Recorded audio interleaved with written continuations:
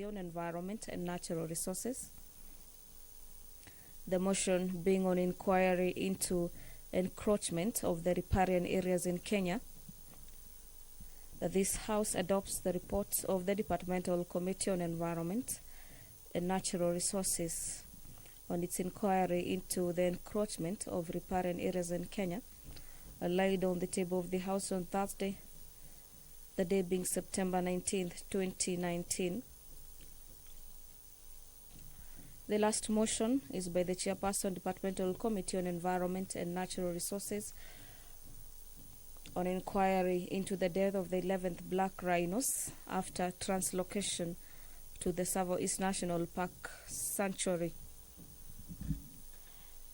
This House adopts the report of the Departmental Committee on Environment and Natural Resources on its inquiry into the death of 11 black rhinos after translocation to the Tsavo East National Park Sanctuary, laid on the table of the House on Thursday, September 19th, 2019. You can follow up on this live broadcast on Bunge TV as well as on KBC Channel 1. On the notice section, the House resolved on Tuesday, July 28th, 2020, that pursuant to the provisions of Standing Orders number 97, subsection 1, and notwithstanding the resolution of the House on February 18th, 2020, this House further orders that during the sittings of the House on July 28th, 2020, up to including August 13th, its speech in debate and bills, motions, including special motions, as well as sessional papers and committee reports, shall be limited as follows: a maximum of 2.5 hours, with not more than 10 minutes of the mover, 5 minutes in replying, and a maximum of 5 minutes to any other member speaking, except for the leader of majority party and the leader of minority, as well as the chairperson of the relevant committee, who shall be limited to a maximum of 10 minutes. If you're just joining us, the Speaker of the National Assembly, Honorable Justin Muturi, is making his way into the chamber. I'll hand you now over for the live broadcast. My name is Gladys Mungai. Good afternoon.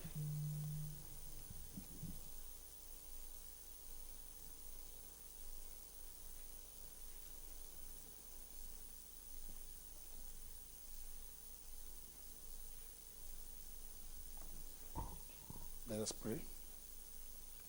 Almighty God, who in your wisdom and goodness have appointed the office of leaders and parliaments for the welfare of society and the just government of the people, we beseech you to behold with your abundant favor as your servants whom you've been pleased to call to the performance of important trust in this republic. Let your blessings descend upon us here assembled, and grant that we treat and consider all matters that shall come under our deliberation in so just and faithful a manner as to promote your honor and glory, and to advance the peace, prosperity, and welfare of our country and of those whose interests are committed to our charge. Amen.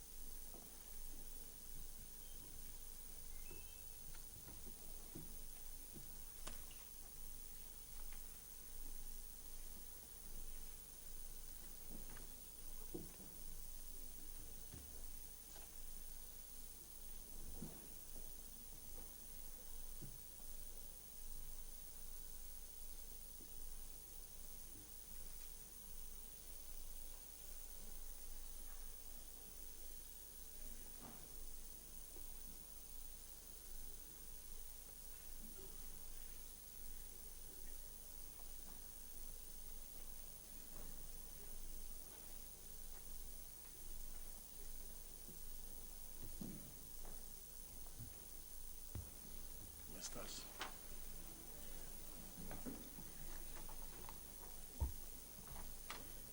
Order number 1, administration of oath. Order number 2, communication from the chair.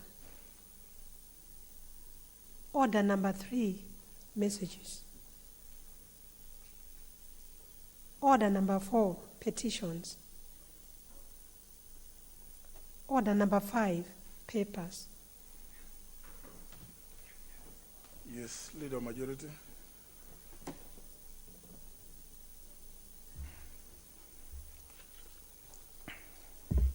Honorable Speaker, I beg to lay the following papers on the table of the House today, Thursday, 30th of July, 2020, afternoon sitting. 1, the Draft Public Finance Management National Drought Emergency Fund, regulations on the explanatory memorandum from the National Treasury and Planning. Number 2, the Basic Report 2020 on Informal Sector Skills and Occupation Survey, that's the ISSOS, from the Ministry of Labor and Social Protection in the State Department for Labor. And 3, the final report of July 2020 for the Task Force on Human-Wildlife Conflict, compensation scheme from the Ministry of Tourism and Wildlife. Thank you. The reports will be tabled before the various committees as appropriate. The Chairman, Justice and Legal Affairs Committee. Vice Chair, Honorable Dr. Otieno Molo. Honorable Speaker, I beg to lay the following papers on the table of the House today, Thursday, July 30th, 2020. Reports of the Departmental Committee on Justice and Legal Affairs on its consideration of the following. 1, Law of Succession Act Amendment Bill 2019, National Assembly Bill number 75 by Honorable Peter Kaluma MP. And 2, the Anti-Corruption and Economic Crimes Amendment Bill 2019, National Assembly Bill number 72 by Honorable Silas Tiren MP. Thank you.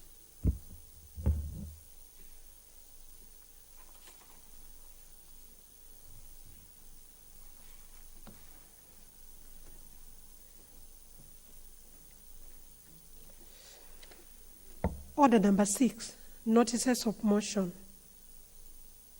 Order number 7, questions and statements. The first question is by the member for North Mugirango, the Honorable Josh Nyamache Nyamoko.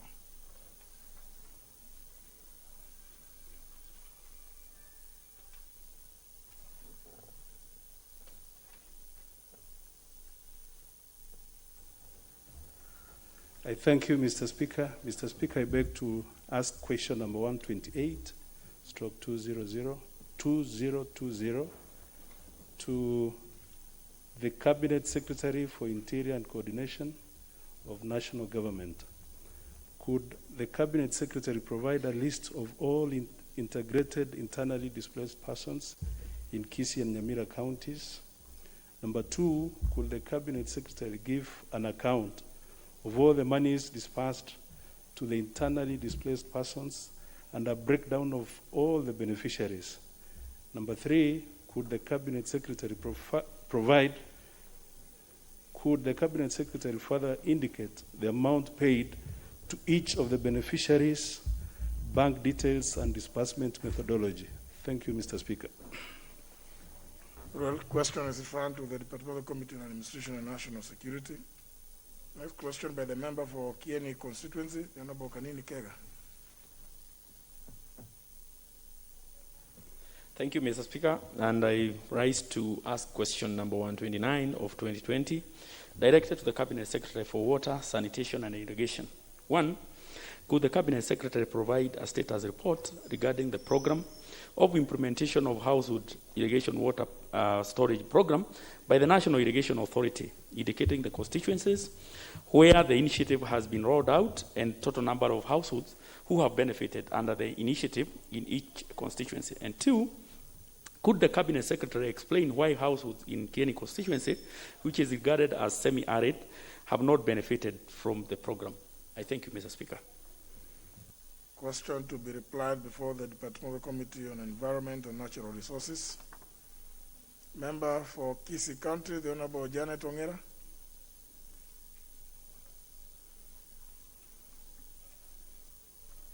The Honorable Janet Ongera.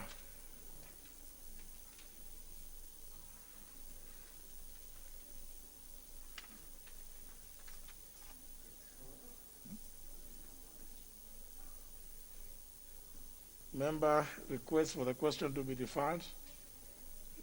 Request is acceded to. Next question by the member for Kwale County, the Honorable Zuleika Hassan.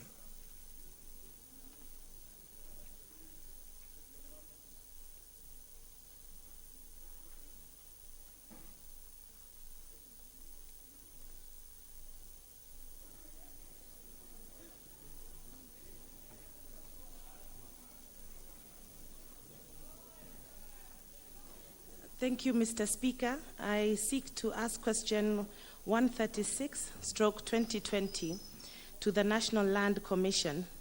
Where will the residents of Kwale who were displaced by the construction of the Mwache Dam Question 1, when will the residents of Kwale who were displaced by the construction of the Mwache Dam be compensated for their land, crops, and properties?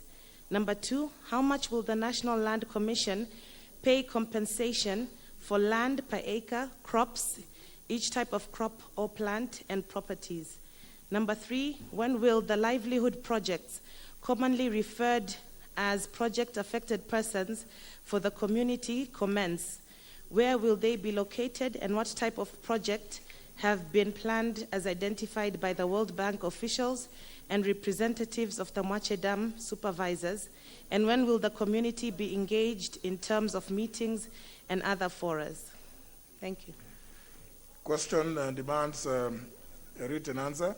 So question is referred to the National Land Commission for a written reply.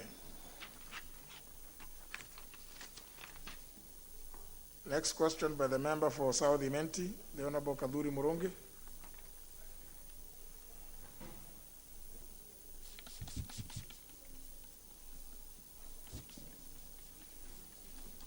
Members, you appear not to have your cards, or what is the problem?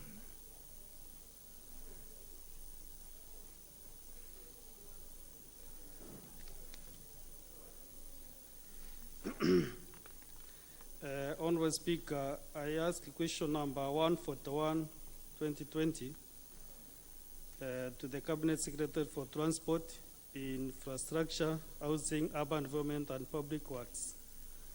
Number 1, is the Cabinet Secretary aware that Elarum Bridge connecting Abogeta West and Egoji West Wands in South Imenti constituency along Meru, Gidongo, Malimba, Chogolia Road number C363 was swept away by heavy rains and landslides of March to May 2020, thus paralyzing transport and communication between the two ones. And number 2, what steps the Cabinet Secretary is taking to expedite the construction of the same bridge, and when will it commence, and when will it be completed? Thank you, Honorable Speaker. Question to be replied before the Departmental Committee on Transport, Public Works, and Housing. Next question by the member for Mwingi West, Charles Nguzia Nguna.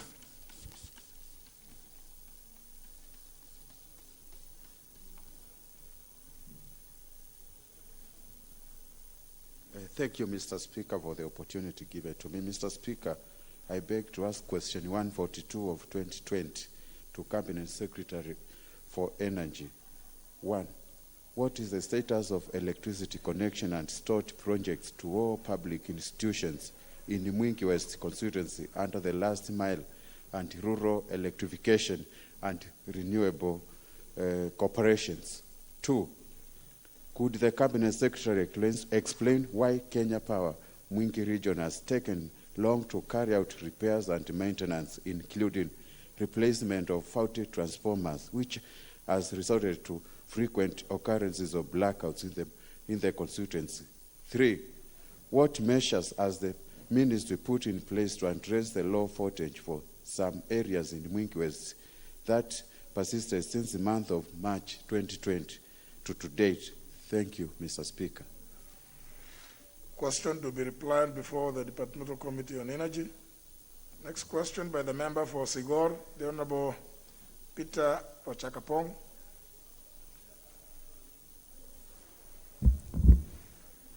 Thank you, Honorable Speaker. I ask question 143 of 2020 to the Cabinet Secretary for Energy. Now, could the Cabinet Secretary explain why the electricity connectivity in Lomut and Anet areas in Sigor constituency has stalled for the last 7 years? 2, could the Cabinet Secretary further explain when the electricity connectivity from Lomut to Anet centers will be connected and be operational? Thank you, Honorable Speaker.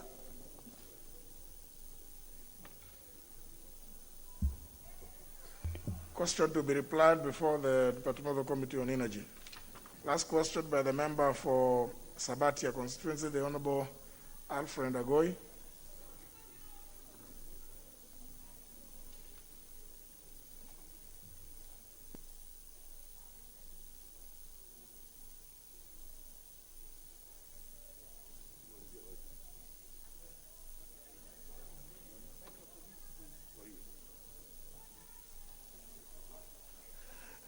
Thank you, Honorable Speaker.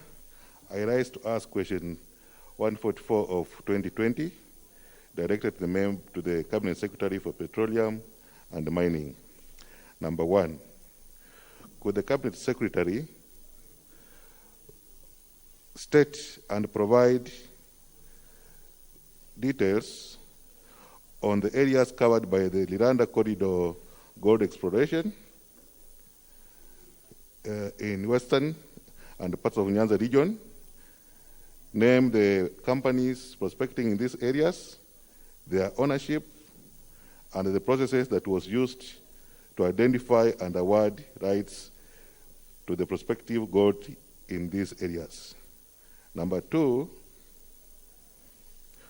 what are the estimated amounts in value and quantity of the gold deposits in the Liranda corridor, and how much royalties or payments to the government are the companies paying?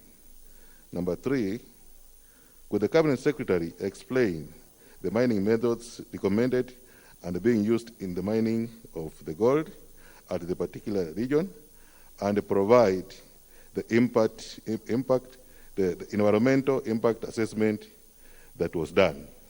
And lastly, could the Cabinet Secretary describe the revenue sharing structure among the national government, county government, and the local citizens affected, and whether there was any compensation to the residents affected? Thank you, Honorable Speaker.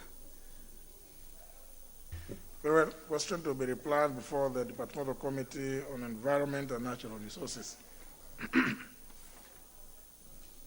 There had been an indication that the member for Ainabkoi, the Honorable William Chepkut, was to ask a question by private notice. Honorable Chepkut.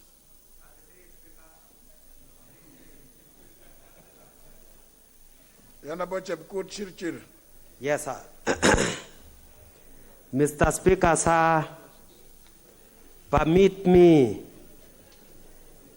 to ask a question by private notice.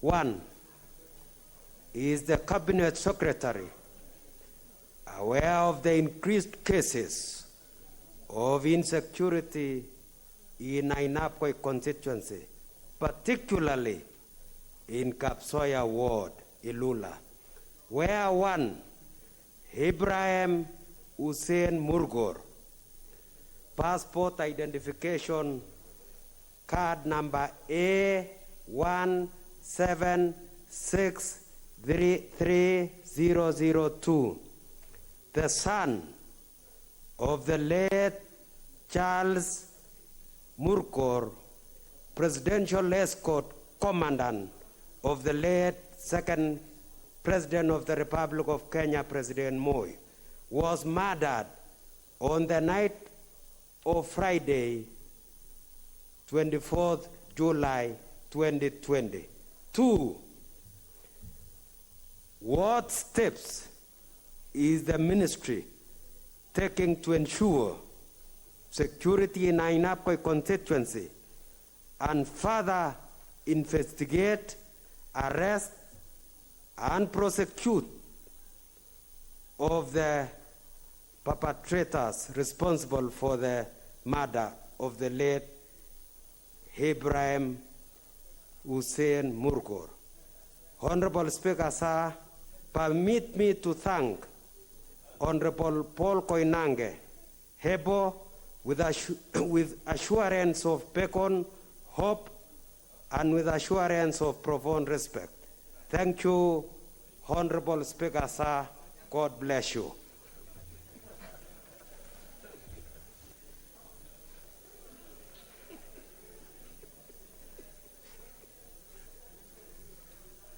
Very well.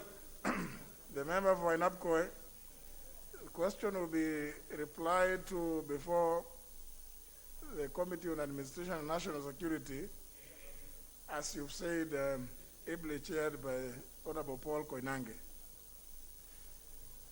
As soon as possible. I'm informed that you are also a member of the committee. Very well. But the question is by private notice, so you need an answer very quickly. It's only that we are not sitting every day. We would have directed that be given within 3 days.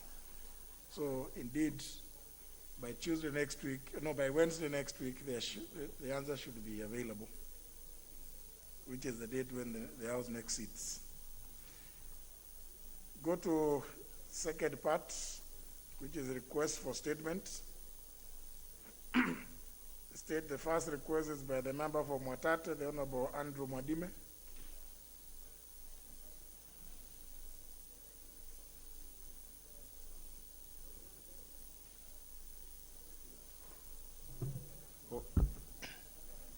Thank you, Mr. Speaker, for this opportunity. I'm requesting for statements pursuant to Standing Order number 44-2C on examinations for international schools in the country. Honorable Speaker, pursuant to Standing Order 44-2C, I wish to request for a statement from the chairperson of the Departmental Committee on Education and Research regarding modalities used by international schools offering international curriculum in the country in administering end-of-course examinations to learners during the COVID-19 pandemic period. Honorable Speaker,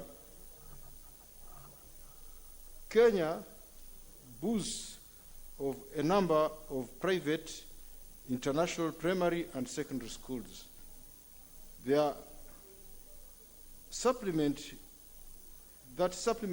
government efforts to actualize the right to basic education for all children as enshrined in Article 53 of the Constitution.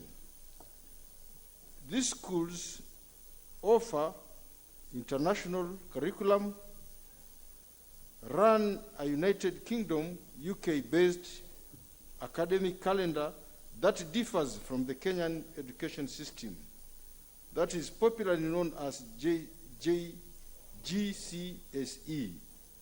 In spite of the disruption caused by COVID-19 pandemic on learning, in most other schools, international schools have been able to carry on with learning, and final year learners are due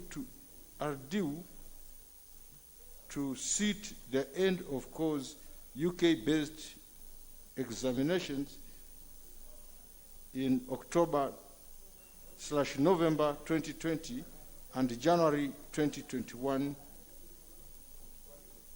series. Honorable Speaker, it is on this backdrop that I seek a statement from the chairperson of the Departmental Committee on Education and Research on the following. What steps the government is taking to permit international schools in the country to administer end-of-course examination in October/November 2020 to learners in the country alongside candidates in international schools in other countries. 2, when is the government intending to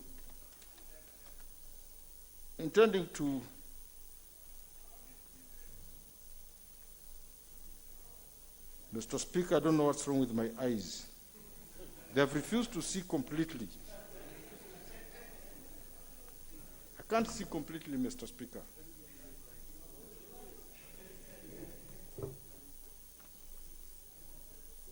When is the government intending to access the physical and logistical capacity that international schools have put in place to guarantee suitability of facilities and compliance with COVID-19 prevention protocols issued by the government ahead of the exams?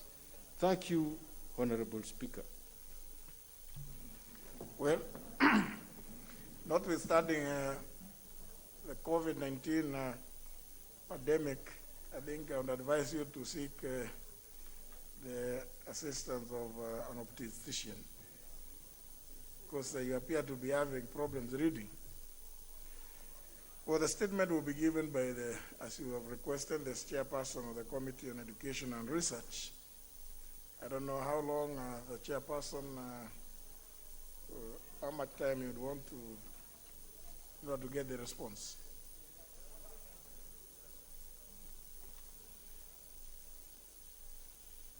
Give her the name.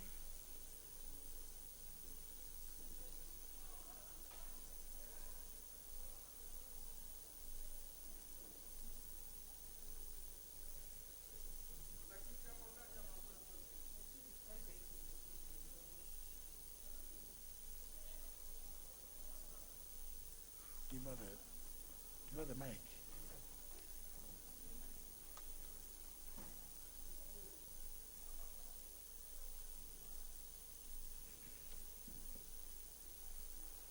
Thank you, Mr. Speaker. Despite the fact that we have a very heavy entry and our committee, we will try and give the honourable member a response in 2 weeks. Thank you. Very well, 2 weeks. Next request by the member for Kuresoi South, the Honourable Joseph Tonui.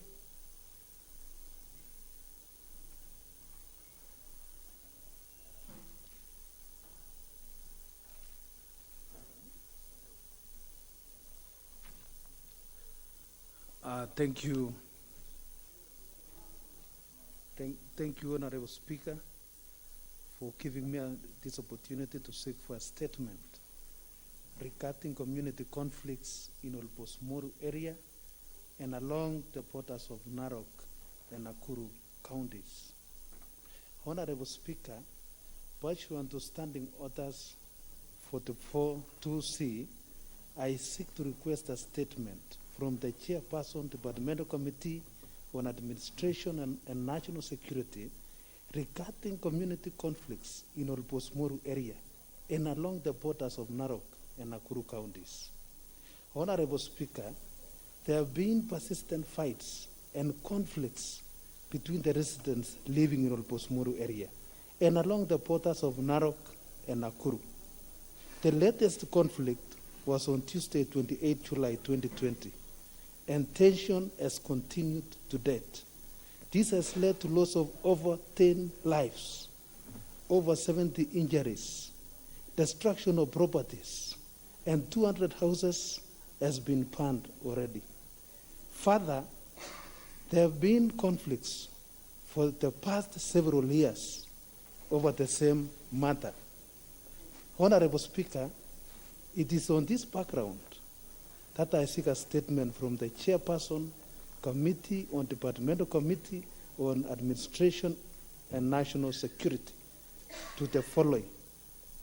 Number one, what are the causes of increased incidences of insecurity among the communities residing in Olbosmoru area and its environs along the borders of Narok and Nakuru counties?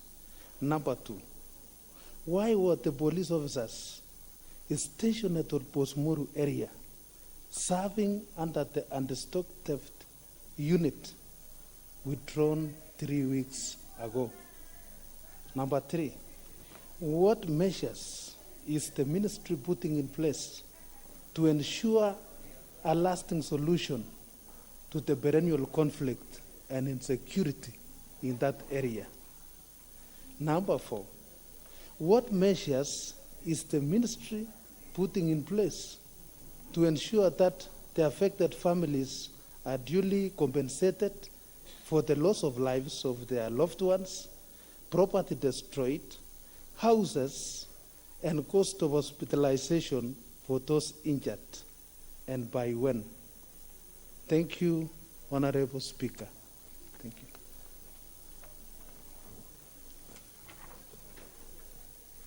Very well, Honorable Koinange, how long do you think you can give a statement in response to that?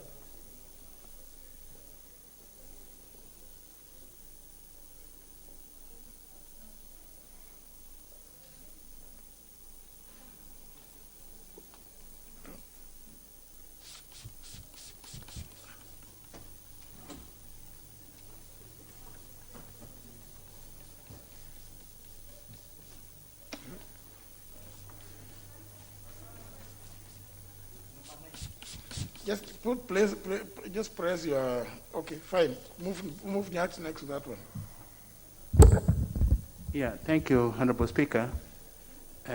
In 2 weeks, and Honorable Speaker, already we have visited the area of Narok, so I think 2 weeks will be sufficient to give the right answer or statement to the Honorable Member. Very well. Next request by the member for Udaya, Honorable James Gishuki. Honourable members, many of you don't appear to have pressed your cards in, and it's giving us a lot of problem. Why are you walking from there? You don't have a card. Why? Why are you coming to the chamber without a card? I said that I don't forget mine. You see, next time, Honorable Gishoke, it will be, you will have to forfeit your chance. But for now, proceed. Thank you, Honorable Speaker. I will not forget that next time. Honorable Speaker, pursuant to Standing Order number 44, 2C, I wish to request for a statement from the Chairperson, Departmental Committee on Health, regarding the eviction of Laser Eye Clinic, Eye Center, by the management of Salit Center during the COVID-19 pandemic period. Honorable Speaker, Laser Eye Center is one of the oldest ophthalmology practices in East Africa at the Salit Center, and has been affected by the management of Sarit Center in Westwards, Nairobi. The Sarit Center management have disregarded the advice of the Ministry of Health and National Environment Management Authority to allow the center continue operations until the COVID-19 situation improves, to enable experts to travel to Kenya, to dismantle the specialized equipment for relocation purposes. Orders for evictions of the center by 31st of July 2020 is impractical and will further deny thousands of Kenyans the specialized facilities offered by the center. Honorable Speaker, it is on this background that I seek a statement from the Chairperson, Committee on Departmental Committee on Health on the following. What measures has the government put to protect all health facilities from the closure and eviction by landlords or landladies during the prevailing humanitarian crisis that has been caused by the COVID-19 pandemic?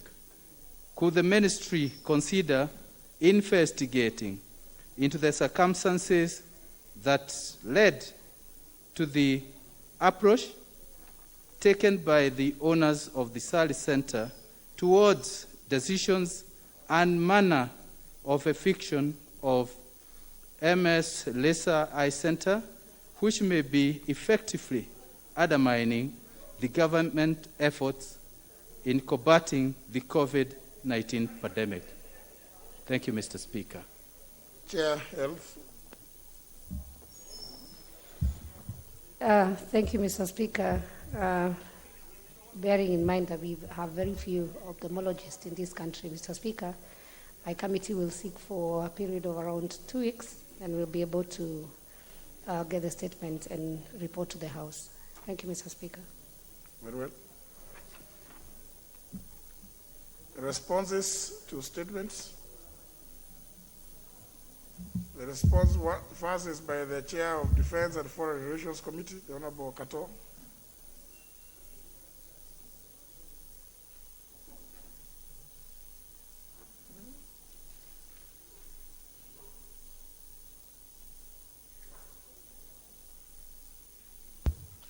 Thank you, Mr. Speaker. And Mr. Speaker, I rise to respond to a statement which was asked by the Honorable Dr. Wilberforce Oudo, the MP for Funyula, on the 25th June 2020, in regards to continued harassment of Kenyan fishermen in Lake Victoria by foreign authorities. Mr. Speaker, it's a long statement, and since I have discussed with the member, I will table it because it's so detailed, facts attached to it, but just allow me to summarize in one page by saying that the government is doing the following to arrest the situation of continued harassment, particularly fishermen in Lake Victoria, by authorities of the Republic of Uganda, and the Coast Guard Service have done the following. One, establish posts in Kisumu and Port Victoria to enhance surveillance and ensure compliance to maritime laws and regulations under its mandate. Two, in collaboration with the Kenya Fisheries Service, sensitize fishing communities on the need to comply with the fisheries laws and regulations while in Kenya and Uganda territorial waters. Three, there is continued exchange of contacts with the Ugandan law enforcement authorities on the Ugandan side of the lake to ensure or to make inquiries on the need to know basis. And also number four, to step up daily patrols within the littoral counties. Those are the Homa Bay, Kisumu, Siaya, Busia, among others. And Mr. Speaker, I would also want to say that the government, through interagency collaborative approaches, have trained Kenyan fishermen through their beach management units on the use of proper fishing gears, observation of the law, security matters, designed a memorandum of understanding on the same, but could not commence in March this year due to the COVID pandemic. I would also want to note that government has also pledged, and this was the concern of the member after receiving the statement, the government has pledged to establish more Kenya Coast Guard posts at strategic points and scale up patrols along the lake to ensure prompt response to all maritime safety and security. The other issue the member would like to know was the issue of compensation. But although the requested statement was actually supposed to be on my colleagues on the other committee, the Departmental Committee on Administration and National Security, because of Coast Guard fall under that committee. But since there were other interagency issues, the statement was referred rightfully to our committee. But I would also want to say that that committee on Administration and National Security, chaired by the able chairman, Honorable Kainange, was exploring issues of compensation scheme or a mechanism. But what we have been briefed is that there is no precedent on the same in terms of compensation, but this could, however, be pursued diplomatically where culpability is established, and something will be done. Thank you, Mr. Speaker. The facts, a lot of facts are here, and then I table for the member to see. The Honorable Ogudo.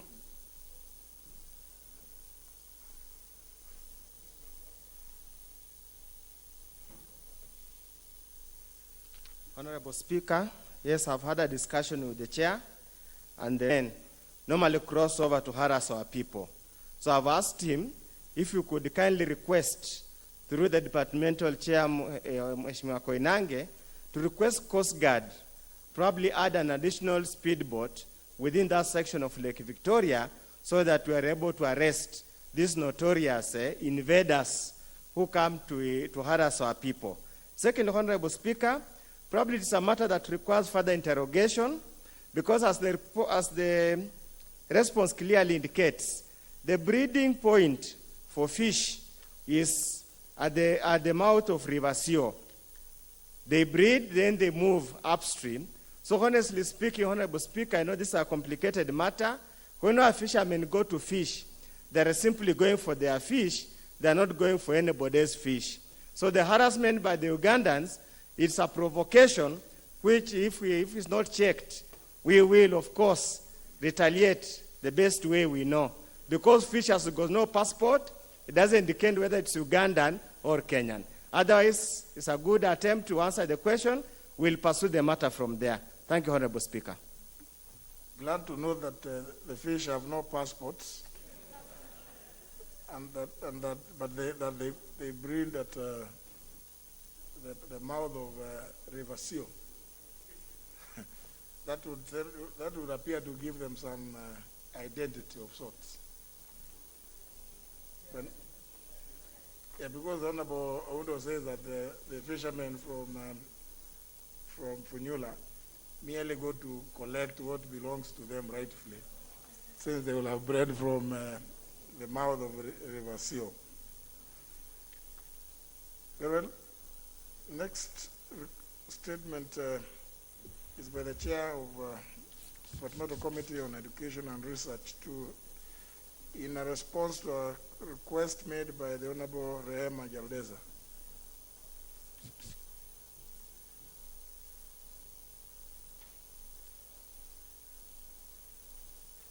Give her the mic. Give her the mic.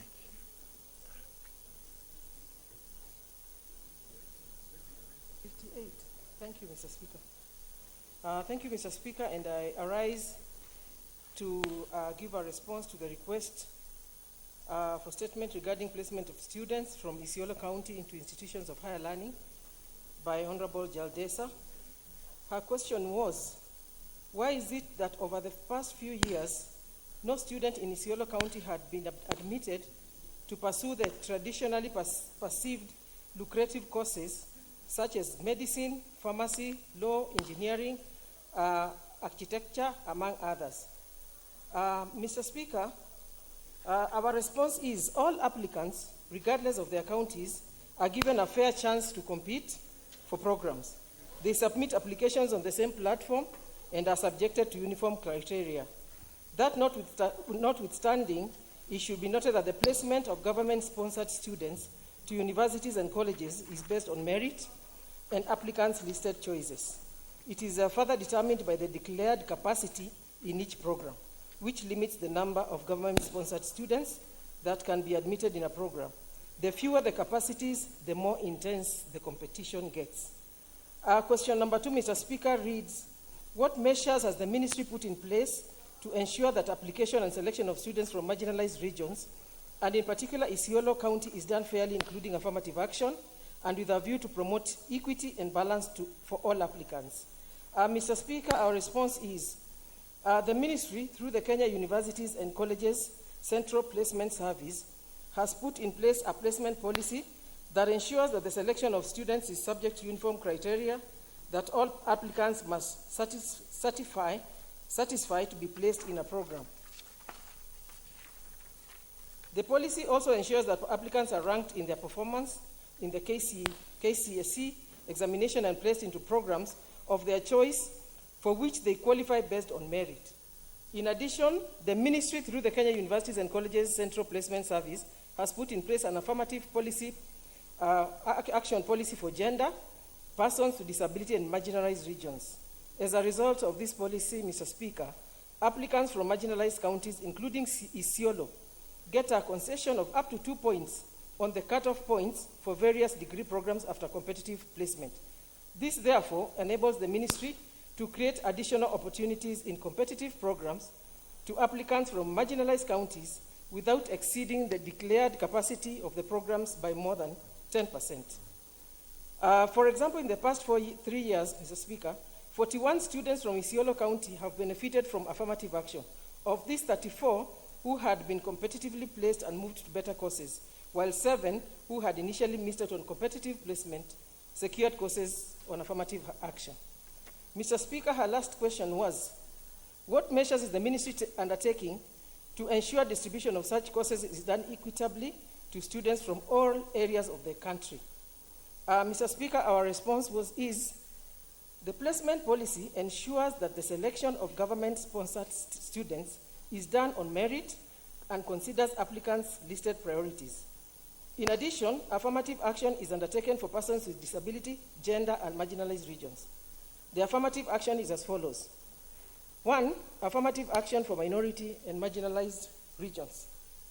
This is achieved by lowering the cutoff points for specific programs for up to 2 points, subject to filling up to 10% above the program's declared capacity. The regions, as previously classified by the Commission on Revenue Allocation, include Isiolo County. The others are Turkana, Marsabit, Mandera, Wajir, Samburu, West Pokot, Garissa, Tana River, Lamu, Taita Taveta, Kwale, Kilifi, and Narok. Lastly, affirmative action for gender.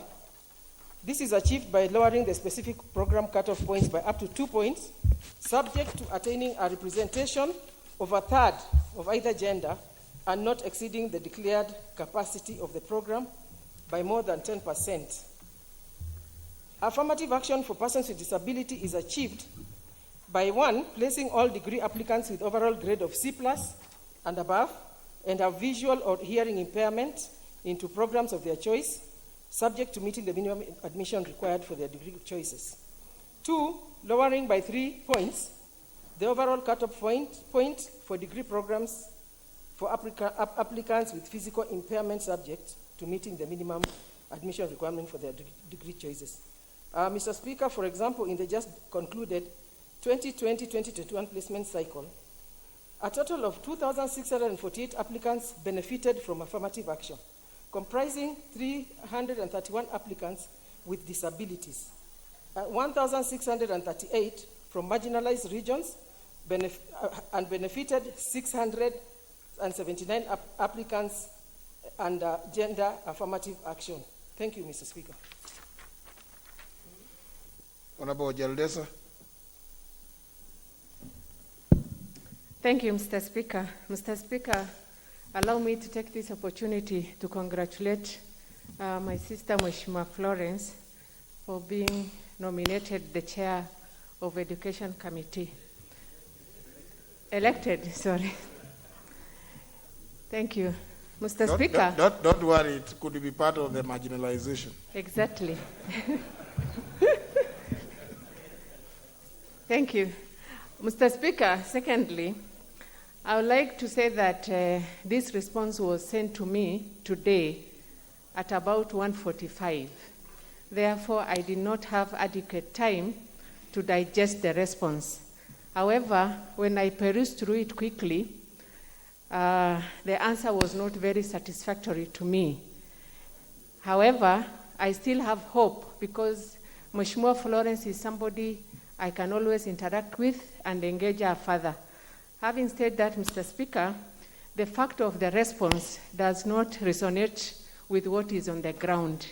Mr. Speaker, when I was seeking that statement, I came up with a properly done research on the number of students for the last 4 years in Isiolo County who were invited to different universities in this country.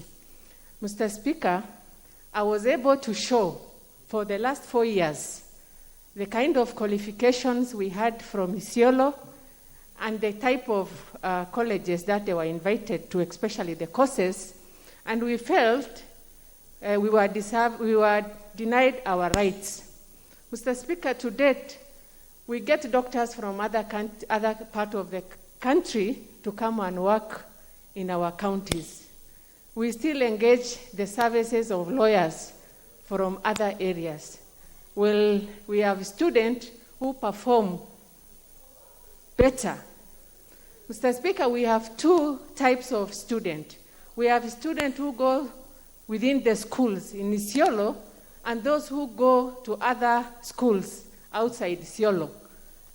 And some even go to school like Alliance and they come out with A's, but they are never given to pursue the courses of their choice. And I'm able to prove that we have students from Isiolo who have gotten A, but yet they cannot pursue medicine. Therefore, Mr. Speaker, I want the chair to go back to the ministry and get me a satisfactory response. Thank you. I hope you also pick the aspect that also students are required to give their preferences.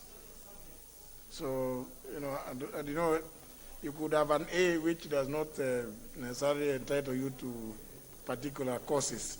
But nevertheless, after your long discourse, I think I would advise that you don't send the chair to go back to the ministry. You appear on a day that the committee is engaging with the ministry so that then you can place your concerns to the relevant functionaries of the ministry. You appear to have gotten thirsty in the process of making a speech. Very well. I see many requests for interventions.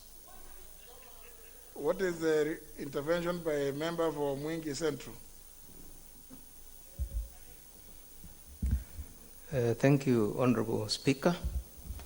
I rise under Standing Order number 42 regarding a question which I asked to the Ministry of the Cabinet Secretary for Ministry of Health. And this question, Honorable Speaker, I asked sometimes in March 2020, and I've not received invitation to go to appear before the committee. Honorable Speaker, I understand the pressure the ministry is going through because of COVID-19. But also, Honorable Speaker, this matter was regarding one Racho Kasioka Kioko, who is a person living with disability. And it's a matter which also needed to be given attention. And therefore, Honorable Speaker, I wanted to seek your guidance on how to proceed with that question.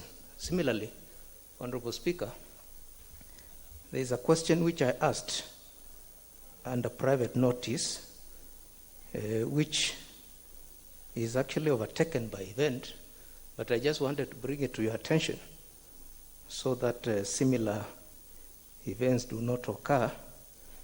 I asked this question during the census period, and it was not answered.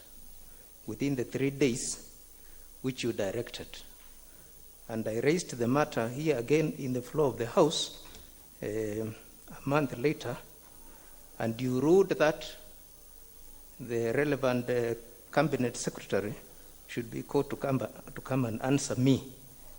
But despite several attempts to approach the chair, the then chair of that committee, I was not called to appear before the cabinet secretary. Therefore, Honorable Speaker, I wanted to seek your guidance on those two issues. Thank you, sir.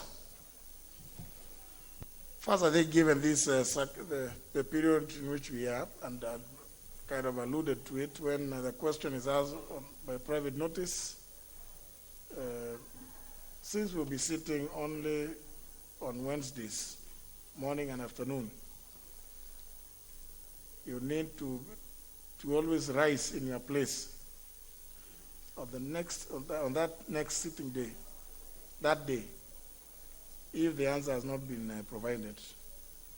But in normal circumstances, now like the one you say you had also raised, I don't know which year, you say after you remembered after a month. Now you see now, if you also remember after a month, you see you'll be guilty of laches. So please, Honorable Muliongi, the one that I can see the chair of Departmental Committee on Health is here. She can respond. The one that revolves about the person living with disability. Honorable Sabina Chege. Thank you, Mr. Speaker. Mr. Speaker, this afternoon I was ready with one statement, and there are several questions that have been answered. And for the questions, they are directly sent to the members. Mr. Speaker, during this COVID time, my secretariat have had issues with inviting members, and they are not able to either join virtually or coming. Others, when they are contacted, if they are far away from the villages, they claim there is no network. But Mr. Speaker, specific question, I just went through on the questions that we are ready, because other members might arise, Mr. Speaker. The one that is ready is for Honorable David Ole Sankok, that he had asked the question. There's also one for Honorable Safia Sheikh Adan, and there's also one for, David Sankok had two. And then there's one for Honorable Janet Nagambo Wanyama. I'm ready with the statement sought by Honorable Maua, so that one I've just texted my secretary just to know the status of that question and why it has not been among the 3 questions that have been answered. But Mr. Speaker, I can commit. I'm having a meeting right after this. The Honorable Member, we can liaise immediately after this, and I'll be able to give him full details on his question. If it has not been answered by the ministry, I commit within 1 week's time we'll be done with the question. Thank you, Mr. Speaker. And more importantly, with regard to the one you raised about, you talked about the former chairman or chairperson. Because I don't know, it was directed to which committee. Perhaps then you can now, Honorable Muliongi, liaise with the current chair to just first of all apprise the person, the chairperson, so that they can see how best to respond. And honourable members, it is not, we have not changed our practice. If you look at the way the questions are styled, they are to be responded before the committees, not here in the plenary. So if you ask a question, please appear before the committee. It is there before that committee, whenever that committee will be sitting, that the response will be given, not in the plenary. Here, we only allow the statements, requests, the responses, so that the questions don't make it the habit that the chairpersons are going to answer questions from the floor of the House in plenary. So, Honorable Muliongi, liaise with Honorable Sabina Chege, and then, because you didn't tell me which committee you addressed the other question to, also liaise with the chairperson or the new chairperson. That's the best we can do at this point. I see intervention also from the Honorable Nyikal. Yes, Mr. Speaker, I wanted to comment on the response from Honorable Metito, if you can allow. Regarding No, we don't want those comments. The Honorable Member for Funyula, he said he was almost satisfied. He talked about where the fish were breeding, and I think that should be satisfactory. Honorable Eseli.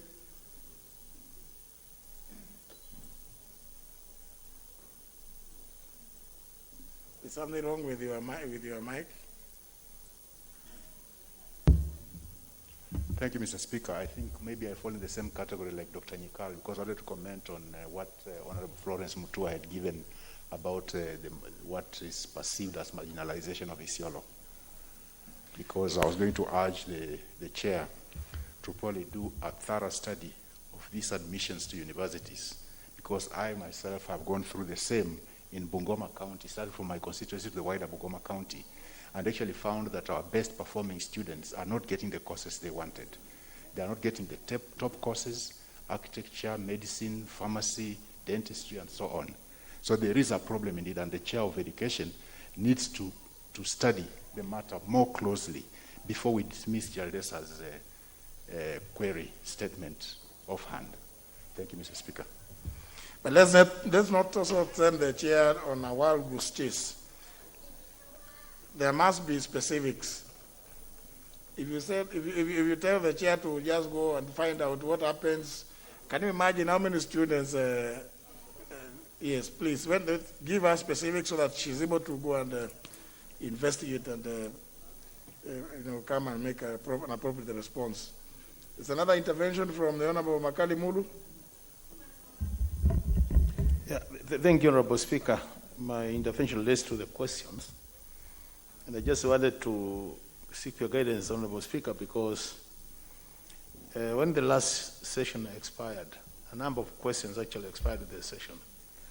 And I remember I had a question on monitoring and evaluation policy, which was question number 5 of this current session.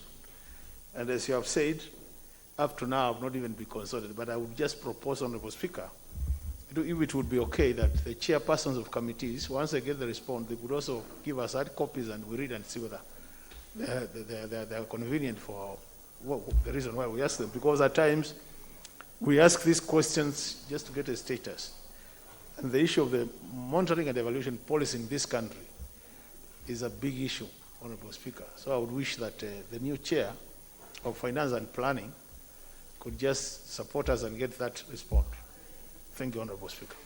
Indeed, I was just to echo what the Honorable Dr. Makali Mulu has stated. I want to encourage the chairpersons, even when there are requests for statements, even before you come to read the statement here, it is desirable that you reach out to the member who made the request. You can even 1 or 2 days before, if you have the statement, discuss with the member. You may find that the member will give you so much information that you may just come here and say, we have discussed with the member and we have agreed that I go and seek further information. That's a better way, so that the statement that you bring here, which will be tabled here, will, in the first instance, meet the expectations of the member making the request. Don't just keep it to yourself, because you are not the author of the statement. So if you keep it to yourself without discussing with the member, you'll come here, and I'm very glad the Honorable Kato had already said, he had already discussed with the Honorable Oudo. That is the practice we should adopt, chairs particularly. Get the response, even if it's a question or a request for a statement. Call the member who made the request, show them, in fact, give him or her the copy, and discuss with the member. Find out whether it meets their expectations. That way we will reduce a lot of these allegations that I'm thanking the chairperson, but the statement does not meet my expectations. You know, that you could have discussed out there in the streets or you could go and have a cup of tea and discuss that. We don't want to encourage a situation whereby, because there are no ministers, the cabinet secretaries are not here. So even when you come and start castigating the chair of a committee, you are really, you know, it's like you're talking to yourself, because you know the member is not, the chairperson is not the author of the statement. But also, on the part of the chairpersons, always adopt it as your practice to reach out to those who ask the questions when you have the answers, and you know, try to see whether the answers, the responses you have gotten, you know, meet the expectations. Honorable Jaldesa said she received a statement at 1:35 or something like that, but at least the Honorable Florence Mutua, the chairperson, and reached out to you to give you a copy of the statement. That is, we should encourage that, because it helps us to also, you know, allow the chairpersons more time to even further interrogate the various functionaries to whom questions or requests for statements may be made. So they say, kazi kwenu, wenye viti. I see there's another, there are too many interventions. The member for Royal Suburbs. Many of you may not know that the constituency called Roysambu is a royal suburb. Like the Honorable Ole Sankok didn't know. I can see even Honorable Chris Wamalo is surprised. Thank you, Mr. Speaker. It is true that name arose from the settlement by the government for the soldiers who fought in the First World War. That is where the Europeans were settled by the colonial government. Mr. Speaker, I rise to seek further intervention from you in regard to a report that was laid to this House on the 5th of December 2019 by the Departmental Committee on LADS. Mr. Speaker, the report was the recommendations and the finding of a petition that had come through your office through Order 225, petition number 62 of 2019. Mr. Speaker, when the report was tabled, that was 7 months ago. It has not been debated to date for adoption. Recently, Mr. Speaker, I wrote to your office requesting how your office can help us to have this report debated as fast as possible, and you directed the committee to act accordingly. Until today, Mr. Speaker, I have not seen any response from that committee. So, Mr. Speaker, I was requesting you as chair of the House Business Committee, my plea for you and for the people of Roysambu, Mr. Speaker, is that this report be prioritized for debate as fast as possible, as it discusses matters of public utilities in Roysambu, Mr. Speaker, a place we can build a secondary school, a TVET, and a market, and also a bus park, to solve the rampant congestion, and particularly around this time of COVID-19. Mr. Speaker, among the recommendations that had been made by the committee was that the permanent secretary, the Ministry of RADS, the county government of Nairobi, and the National RAD Commission should move fast to complete the titling process, particularly for the public utilities and to provide titles for the former employees of the late Jacob Samuels. So, Mr. Speaker, I start to plead with your office to intervene so that this report can be brought in as a motion for adoption through debate. That is my plea. Mr. Speaker, I have a copy of that report with me, very voluminous, and I thank the chair for that committee for working almost on 8 sittings to come up with a very prudent report. Thank you, Mr. Speaker. Honorable Nyamai, do you have any objections to the report being debated?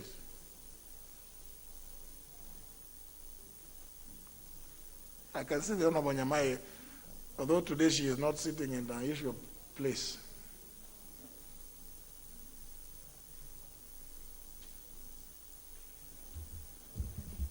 Honorable Speaker, I had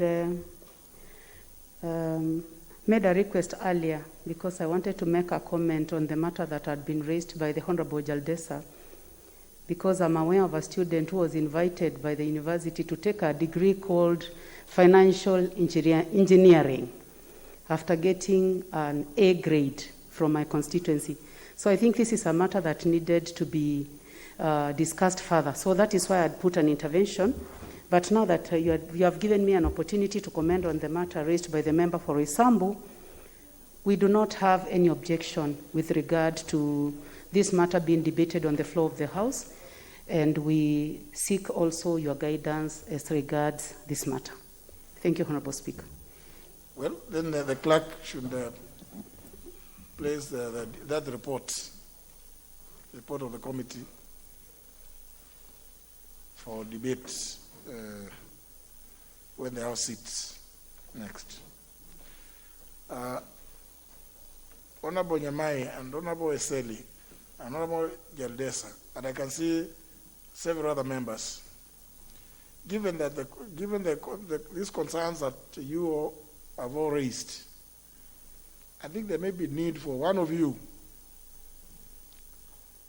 to frame and style a motion to discuss that particular issue. So that I think, rather than go this question, one question, there will be another one. Now, they may not address the issue. I think to be a bit more holistic, I would suggest that many of you sit with the Honorable Florence Mutua, agree on some form of a motion that would address these issues, so that the House can then make informed comments. And from that debate, from the Hansard, I'm sure there will be, the Honorable Eseli will be making his claim, the Honorable Nyamai, the Honorable Jaldesa, and I'm sure several others.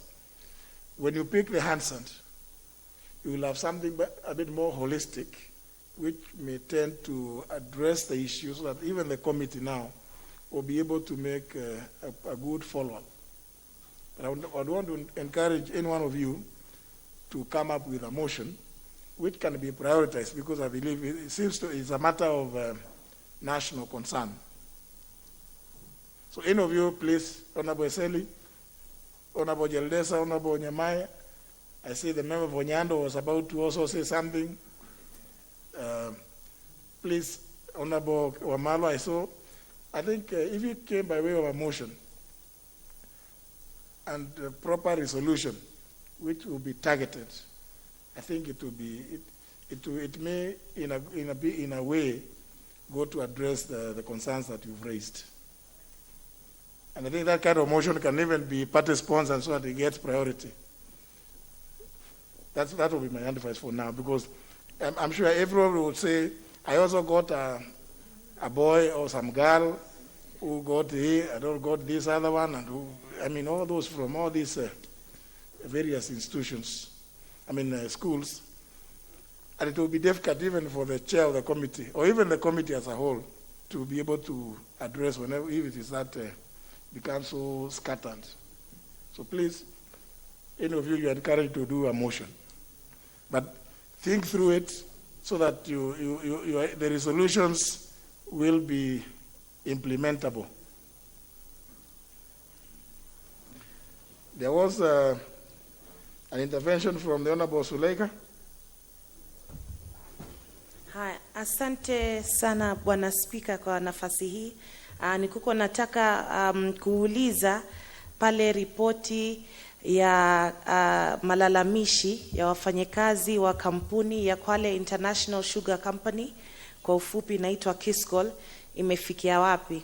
Mheshimiwa Spika, tarehe 27 mwezi wa 8 mwaka 2015 katika bunge lililopita, nilipokuwa mbunge maalum, nilileta malalamishi haya ama petition, na ukaambia kamati ya leba ishughulike na hiyo petition, wakatoa ripoti, alafu tukaenda hiyo ripoti wakaipatia kwenye kamati ya utekelezaji ama implementation, kuhakikisha kuwa yale mambo walioambia kampuni wafanye yanafanywa. Lakini tukaenda kwa kura ya 2017. Bahati nzuri nikarudi kwenye bunge la 12 hili na nikafufua tena ripoti hii, na kamati ya utekelezaji ama implementation ikaanza kuita mikutano ya wahusika hapa Nairobi kuwahoji, na hawakuridhika na majibu hayo, na wakaamua kuenda kaunti ya Kwale tarehe 29 mwezi wa 3 mwaka jana.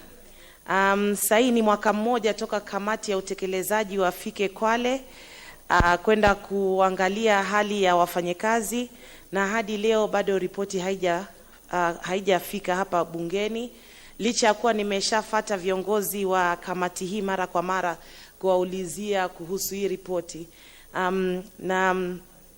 Nimepata pia kuwa nimeambiwa kwa sababu ya ugonjwa wa corona ndo kamati haijaweza kukutana, lakini Mheshimiwa Spika, ni mwaka mmoja kabla ya corona kufika Kenya ndo kamati ilienda Kwale kwenda kuchunguza zaidi, na hadi leo sijapata jibu mwafaka, na nimekuwa na subra sana, lakini leo nimeona huenda pia tukaongeza tena mpaka mwisho ama ikaja bunge lengine. Kwa hivyo naomba unisaidie kwa hili, asante.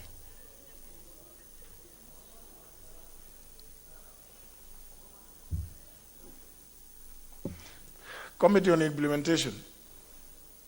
And since the chair here, Honorable Olekenta,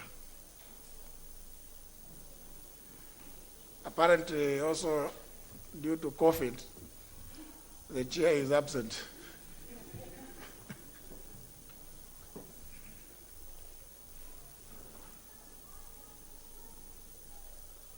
Honorable Suleika, let me advise that you raise that issue again on Tuesday next week.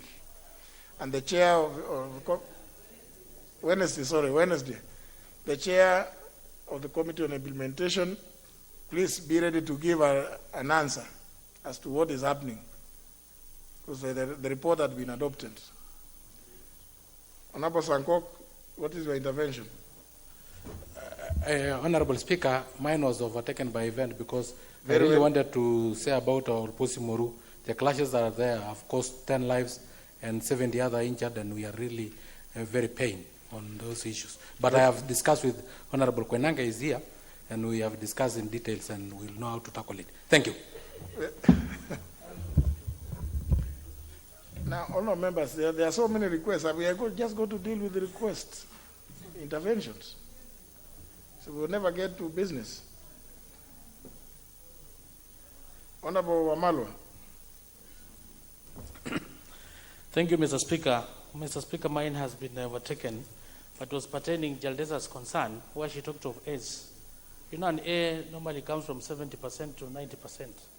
And when it comes to placement, we have cluster points, subjects, which I wanted to request you. Every university has its own cluster cutoff. So it is good to request your students, because the cluster of points in University of Nairobi is higher than Chuka University, for instance. So you need to know those differences. They'll help you for them to get placement. I thank you. Well, that is advisory. Member Vonyatike, what is your intervention? Thank you, Honorable Speaker. For the last 2 months, there is a question I asked in the House here under the Committee of Interior on issues related to prisons. I was once summoned to appear before the committee, and on arrival I was told, we sent you a message last night not to come because the ministry was not ready. Now it's 1 month, that ministry is still not ready up to now. Again, last month, before the sitting here, I issued a statement related to Tali College. Up to now, the committee is silent. I have not heard anything about it. And I want again inform the House that... did you issue a statement or did you make a request? I made a request. Thank you, Honorable Speaker, for the correction. And you directed that it should be investigated. An inquiry should be done. So I expected myself and maybe the witnesses, the people I contacted, to be given room to present the evidence we have so that we can support the allegations raised. Up to now, the committee is silent. They have not reached me. Which committee? Sports. So I just wanted to conclude by saying that in most cases we lose some questions. I don't know whether it's a design or it's just a calculative move to make some concerns to be irrelevant by the committee chairs, but I don't know. Let me reserve my question there. Thank you, Honorable Speaker. I said earlier that questions will not be responded to here in the plenary. The request for statement, yes. There is a new chair of a committee on sports, the Honorable Patrick Macau, member for Mavoko. Please, just look for him. He's not very short. I'm sure you'll be able to identify him. But I can see the able chair of the administration. Why are they quiet about this concern? I told you about questions. The other one is a request. the one on the question, approach the chair of the committee, agree when it is. It is not going to be responded to here. But Honorable Speaker, we are supposed to be notified to appear. Yes, go and discuss with him. Thank you. They will tell you when they see whoever it is that is coming to respond is going to appear. Let me get the chair of health to make a response. Thank you, Mr. Speaker. Mr. Speaker, I would like to give a statement from the Departmental Committee on Health regarding the home births and routine immunization for children during the COVID-19 pandemic How long period. is it likely to take? Max 3 minutes. I'm going to summarize. Yes, because I expect that whoever Yes. you have given. I'll actually just go through a have summary. Have you shared the statement with the Honorable Amaua? I think the clerk had shared, but I'll also take it my personal responsibility to also reach out to her. Yes. So just go to summaries. Okay. The statement was sought by Honorable Mary Njoroge Maua, MP constituency, Maragua constituency, and the first issue was on the status of hospital visits, vaccination of children and births by expectant mothers as compared to the same period last year. And the comparative status of skilled delivery was given by the ministry. And the conclusion is from the comparison, there was no decline in skilled deliveries in 2020 compared to 2019 for each corresponding month, including the months since COVID-19 started, that is from March 2020. Another concern was the impact of immunization performance from January to June 2019 and 2020.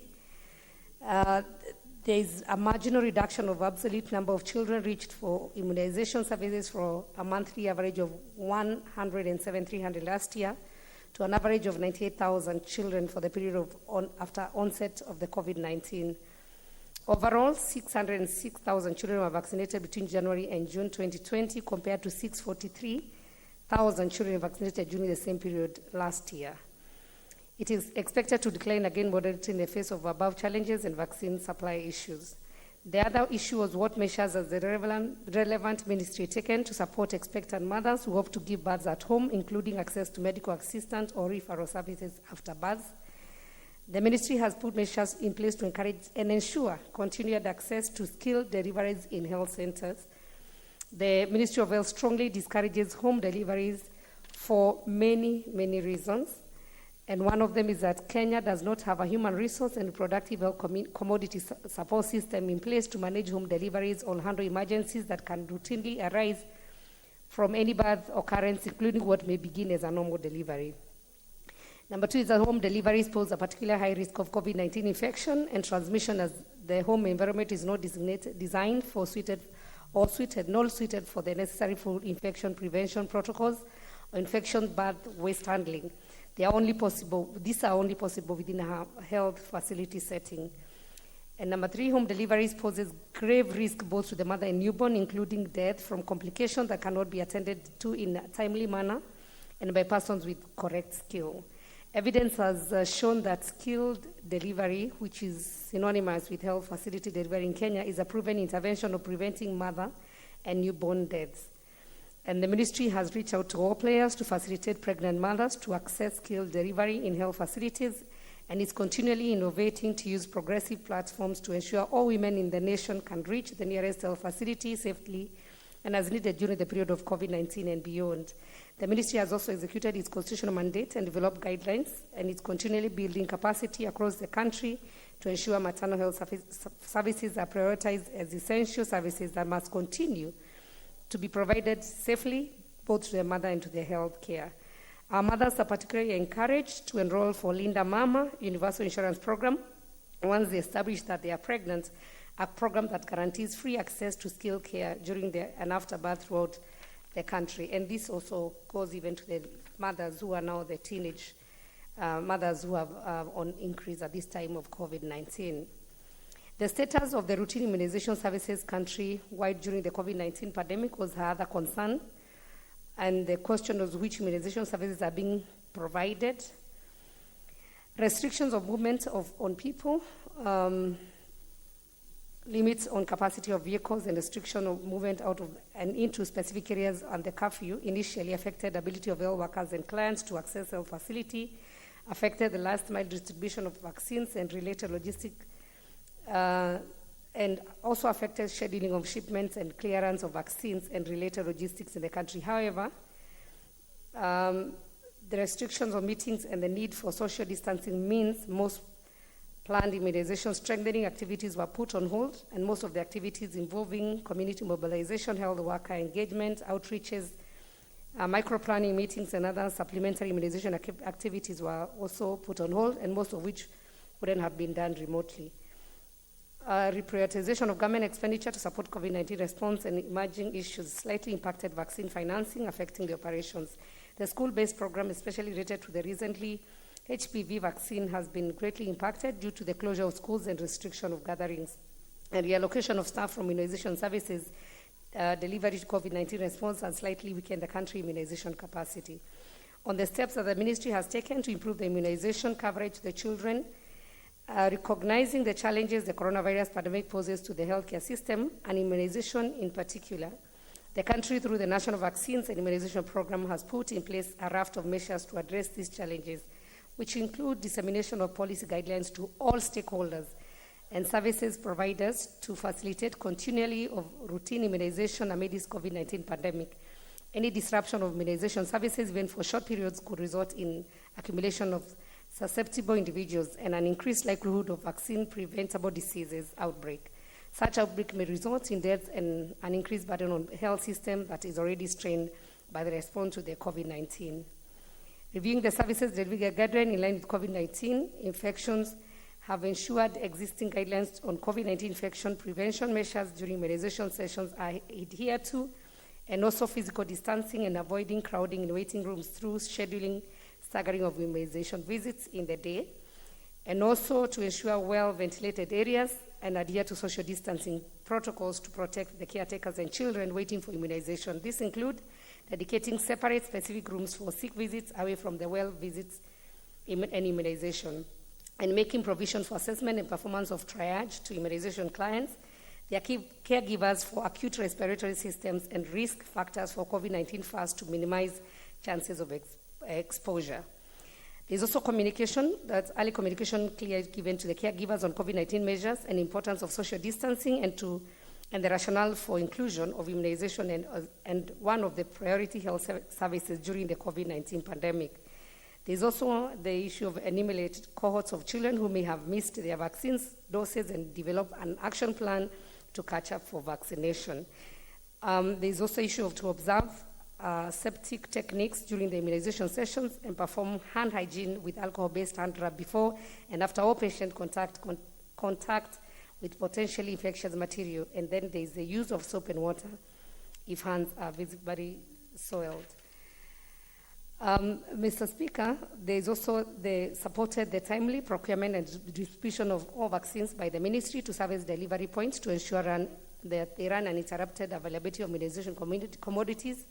There's plan for a national accelerated immunization rapid response initiative to reach the missed children and respond to the heightened risk of vaccine-preventable disease. And finally, there is closely monitoring of vaccine uptake and stocks and respond appropriately and timely to any emerging issues.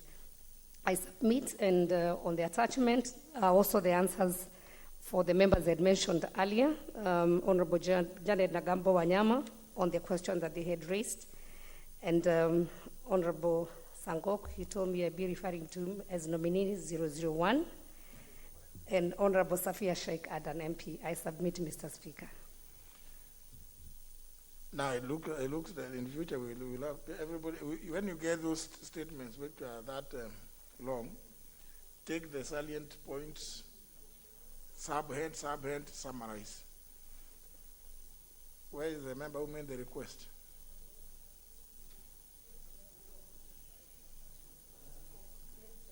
Mary Joroge Wamaua.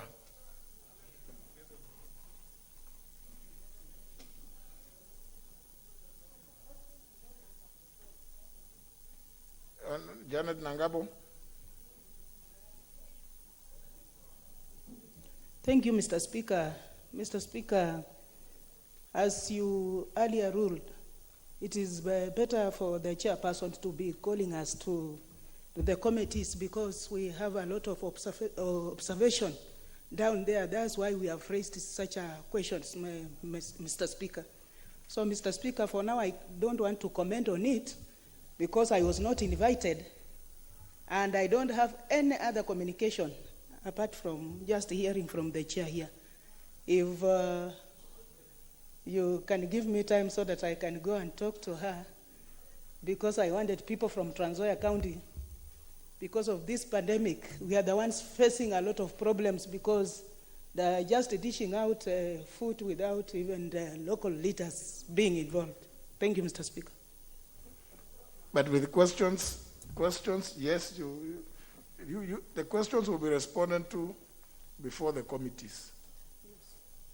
You can only come to say that you have not been called, in which case our obligation is to encourage the chairpersons to invite you. This request for statement, I think it's only fair that such a lengthy and detailed statement should be shared. You cannot be able to interrogate it on the basis of just listening to it being read and then. So, Honorable Sabina Chege, when you have this kind of request, share with the member in whichever method. Honorable Sankok, 001, you also wanted to comment on this? Okay. I'm told that the Honorable Koinange also you have some responses.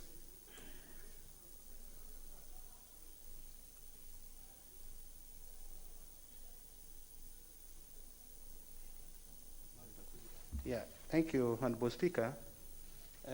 Honorable Speaker, first of all, I want to assure you that with Honorable Oula and Honorable Olemetito, we'll sit together and address the issue of the Coast Guard in the Lake region.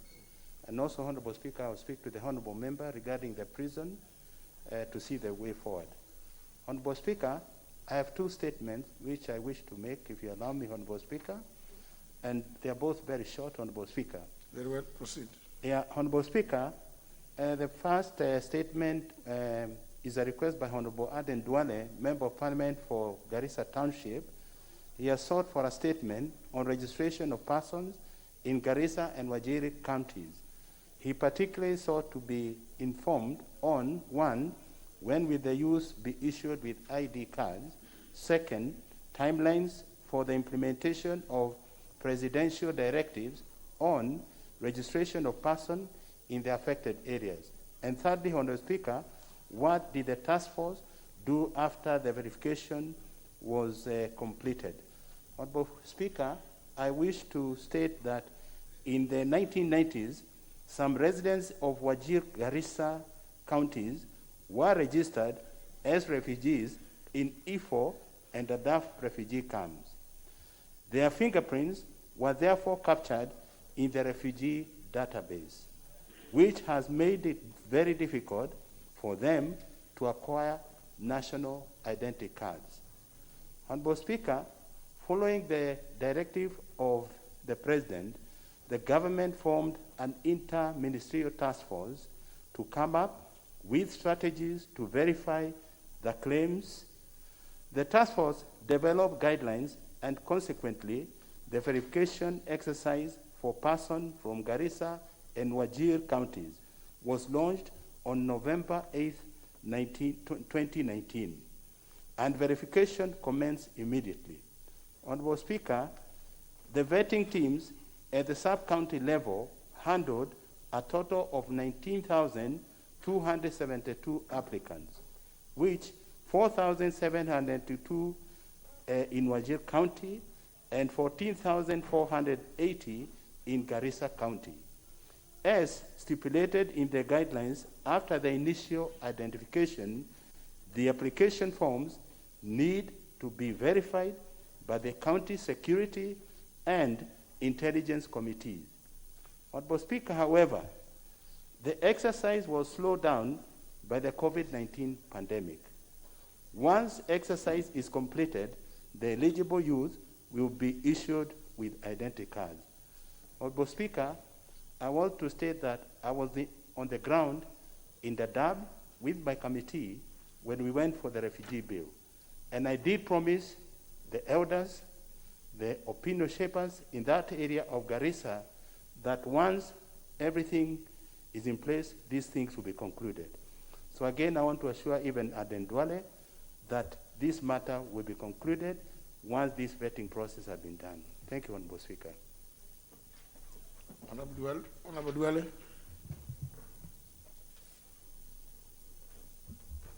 Mr. Speaker, as you said earlier, this is the problem of a presidential system of government.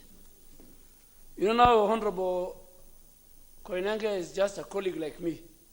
I wish the substantive minister was sitting here, Mr. Speaker, and grill him, because, Mr. Speaker, I totally agree with what the chairman have said. These are 19,272 Kenyans who are stateless in courts, Mr. Speaker, because they cannot access, I said, education, they cannot access employment, they cannot even move from Garissa to Migori or to Nakuru because they are stateless, they have no documents. And Mr. Speaker, verification was done at the point of when the chiefs, the way we do the normal ID card registration is done across the country, because there is the presence of the what they call the DOs, they have somebody from the intelligence, somebody from the DCI office, elders who verify who coming from that location. So all this was done, and now it looks like the only reason is because of COVID. And this has become a reason that is used everywhere now. Even the chair of CDF, Mr. Speaker, needs to tell this House, is it because of COVID that CDF resources are not being channeled to constituencies? Maybe that's what he'll be told, when he goes to the National Treasury, that there's no CDF money because of COVID. So, Mr. Speaker, I will wait, but because the Committee on Implementation, now it has left Honorable Koinange, the Committee of Implementation is responsible for scrutinizing the resolution of the House, including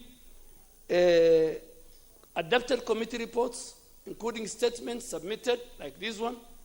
So once and I pray, and I'll pray always that this COVID curve comes down, so that never again will the over 19,000 Kenyans who are stateless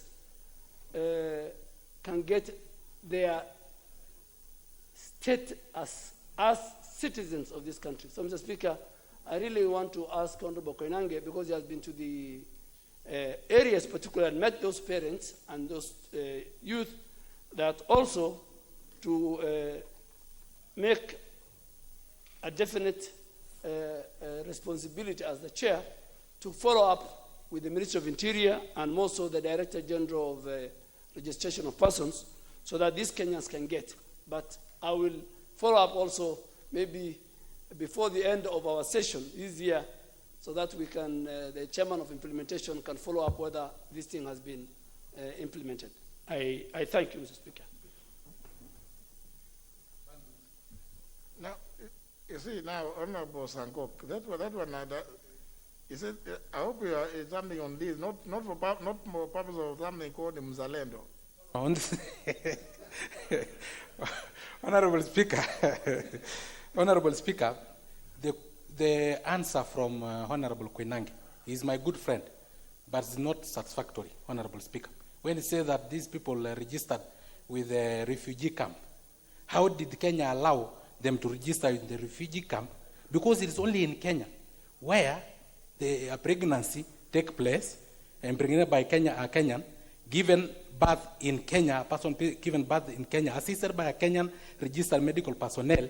The child is taken to the Kenya postnatal clinic, go through schooling in Kenya, and then after attaining the age of 18, is subjected to verification whether this person is a Kenyan.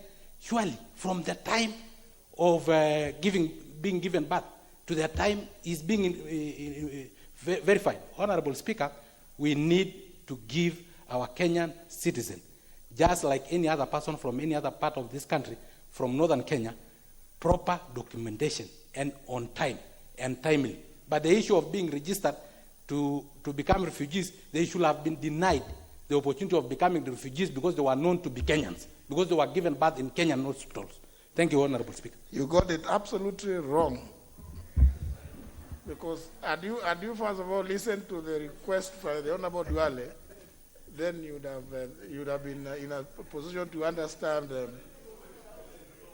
You see, I think, and that's why I said, sometimes some of these comments about Muzalendo, it doesn't help the country.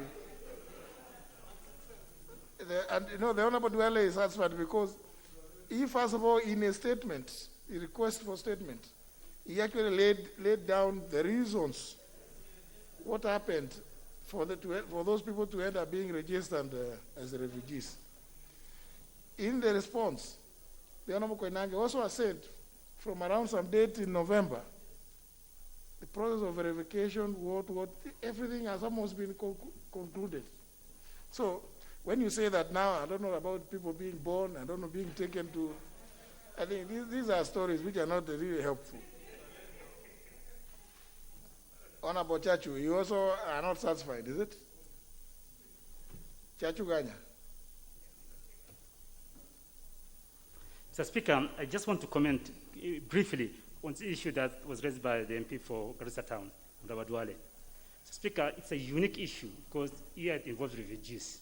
But the issue of vetting for the Kenyans along the border, whether it's Mandera or Marsabit or Turkana, Mr. Speaker, is a serious issue. And Kenyans have really suffered for too long. We're subjected to layers and layers of vetting. Mr. Speaker, somebody can wait for ID card for up to 6 or 8 or even 10 years. And because the process is so long, and sometimes I think it's deliberate, Mr. Speaker, strategy to deny those Kenyans the ID cards. So I really want the chairman really to look at this issue critically.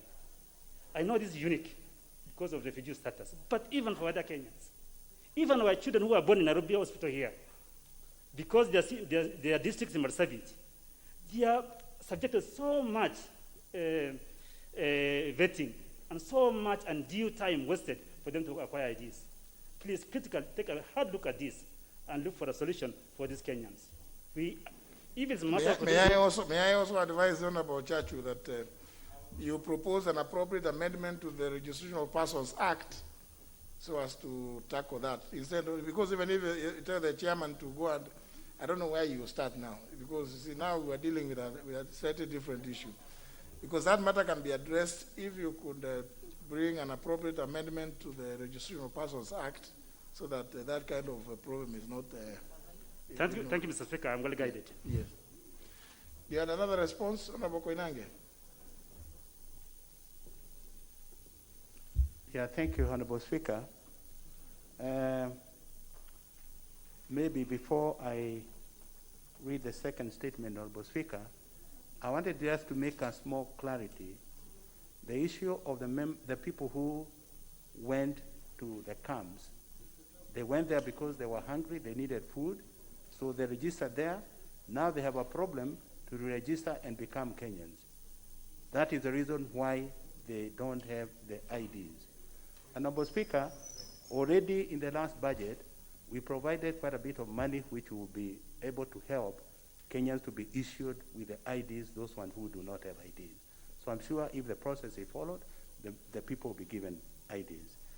Honorable Speaker, the Honorable Chair, I wish to respond to a statement for Member of Parliament, Honorable Professor Jacqueline Odwol.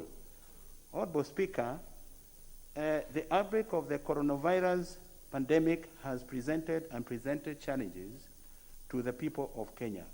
However, the government has not relented in its endeavor to provide a safe and secure environment for the citizen. Since the pandemic was declared in the month of March 2020, the National Government Administration officers formed a multi-agency teams to deal with both pandemic and crime, key among them proliferation and consumption of illicit brews. Honorable Speaker, following the efforts put by the national government, I wish to table data on the arrest and destruction of illicit brews across the country for the period between March and July 2020. I also wish to table data on proliferation on Simba Waragi sachets in Nyanza and Western regions. Honorable Speaker, the ministry has taken the following measures to curb the sale of illicit brews. 1, intensifying day and night patrols in areas suspected to have illicit brews and to ensure all bars and other outlets remain closed during the curfew hours. And, Honorable Speaker, this has been overtaken by events. All the pubs have been closed indefinitely.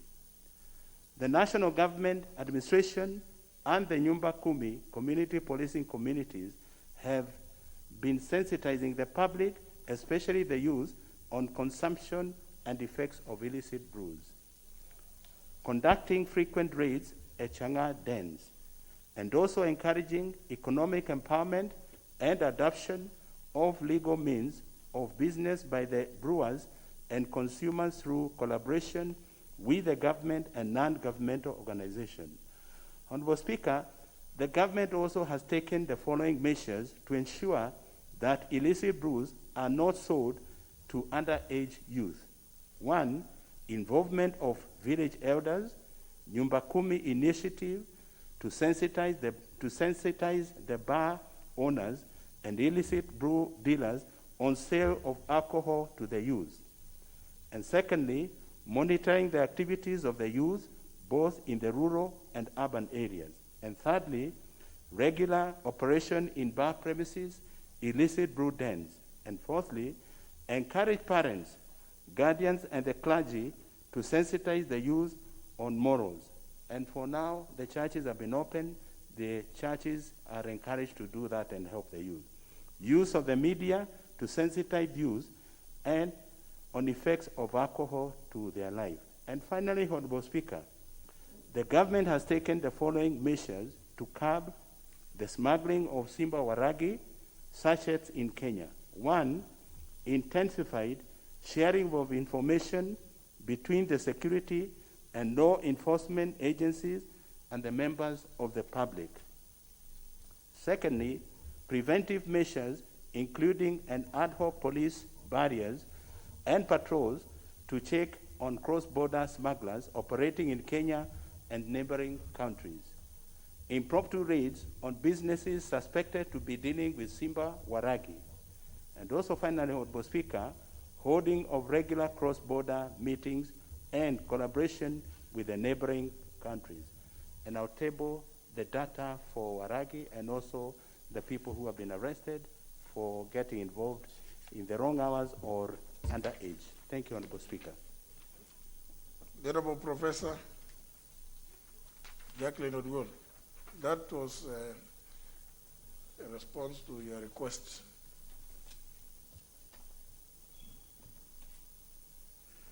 You don't have a card?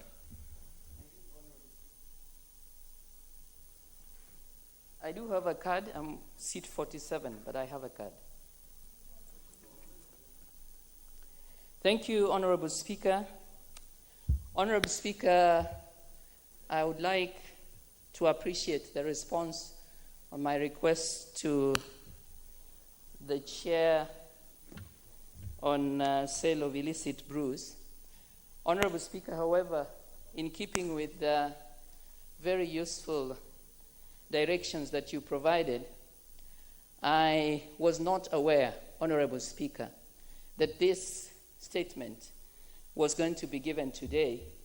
But Honorable Speaker, given the manner in which the chair had indicated that I had provided very clear pointers and he was going to work on it, I came to the House today hoping that it was going to be responded to.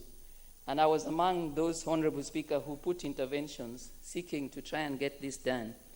And it was in the spirit, Honorable Speaker, of seeking to pursue this response that I had to make a turnaround, Honorable Speaker, because right now there is a special meeting of the Interparliamentary Union on issues of Beijing plus 25, where I am going to present.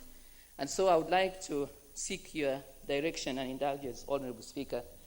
I have not really had most of that response. I do know that I can get a copy, but I hope going forward, Honorable Speaker, that if there is going to be a response to a request by a member, at the very least, if the member could get to know that it was going to be presented and perhaps given a copy. So, Honorable Speaker, I would like in this regard to appreciate the response, but to indicate that I am really not in a position, Honorable Speaker, to indicate whether that statement has responded, because the only bit I had was on Simba Waragi, Honorable Speaker. But the major gist of this request for statement was the blatant sale of illicit brews that is going on, Honorable Speaker, right now as I speak, in my county, Siaya, in the township ward of Siaya, in Ombwede village, where I am from. And so, Honorable Speaker, I would like to seek your direction, but also request that I really would have liked an opportunity to make a response or to determine whether the response was satisfactory if I had had a chance to listen to this. Thank you, Honorable Speaker. Well, I do recall that you were actually in the chamber quite early, at your almost near your usual position. I did notice that you were here, but I think more importantly, maybe chair. I don't know. I wonder whether chairs you feel challenged, because the best thing would be these statements. If for one reason or other you are not able to get the member, make sure that there is a copy or copies in room, what do you call, long ago it used to be called room 8. I think it's now called table office. Yes? In table office, so that members who have sought statements and also asked questions but have not appeared before the committees, they can be told, please go to table office. Table office, you'll find the response there, so that even as the member comes to Parliament, they first pass through the table office. So that, it looks like an ambush, in fairness. Like there's a statement which has been read here. I almost stopped the chair who was reading. It's too long, too detailed about, breastfeeding, injection, vaccination, a lot of stuff. You cannot know which question you will be asking about vaccine, about, who was giving birth, all those antenatal, a lot of stuff. Postnatal, antenatal. So you don't even know because you just come and hear it here. But if the member who had requested the statement had been given the opportunity to pick that statement from the table office,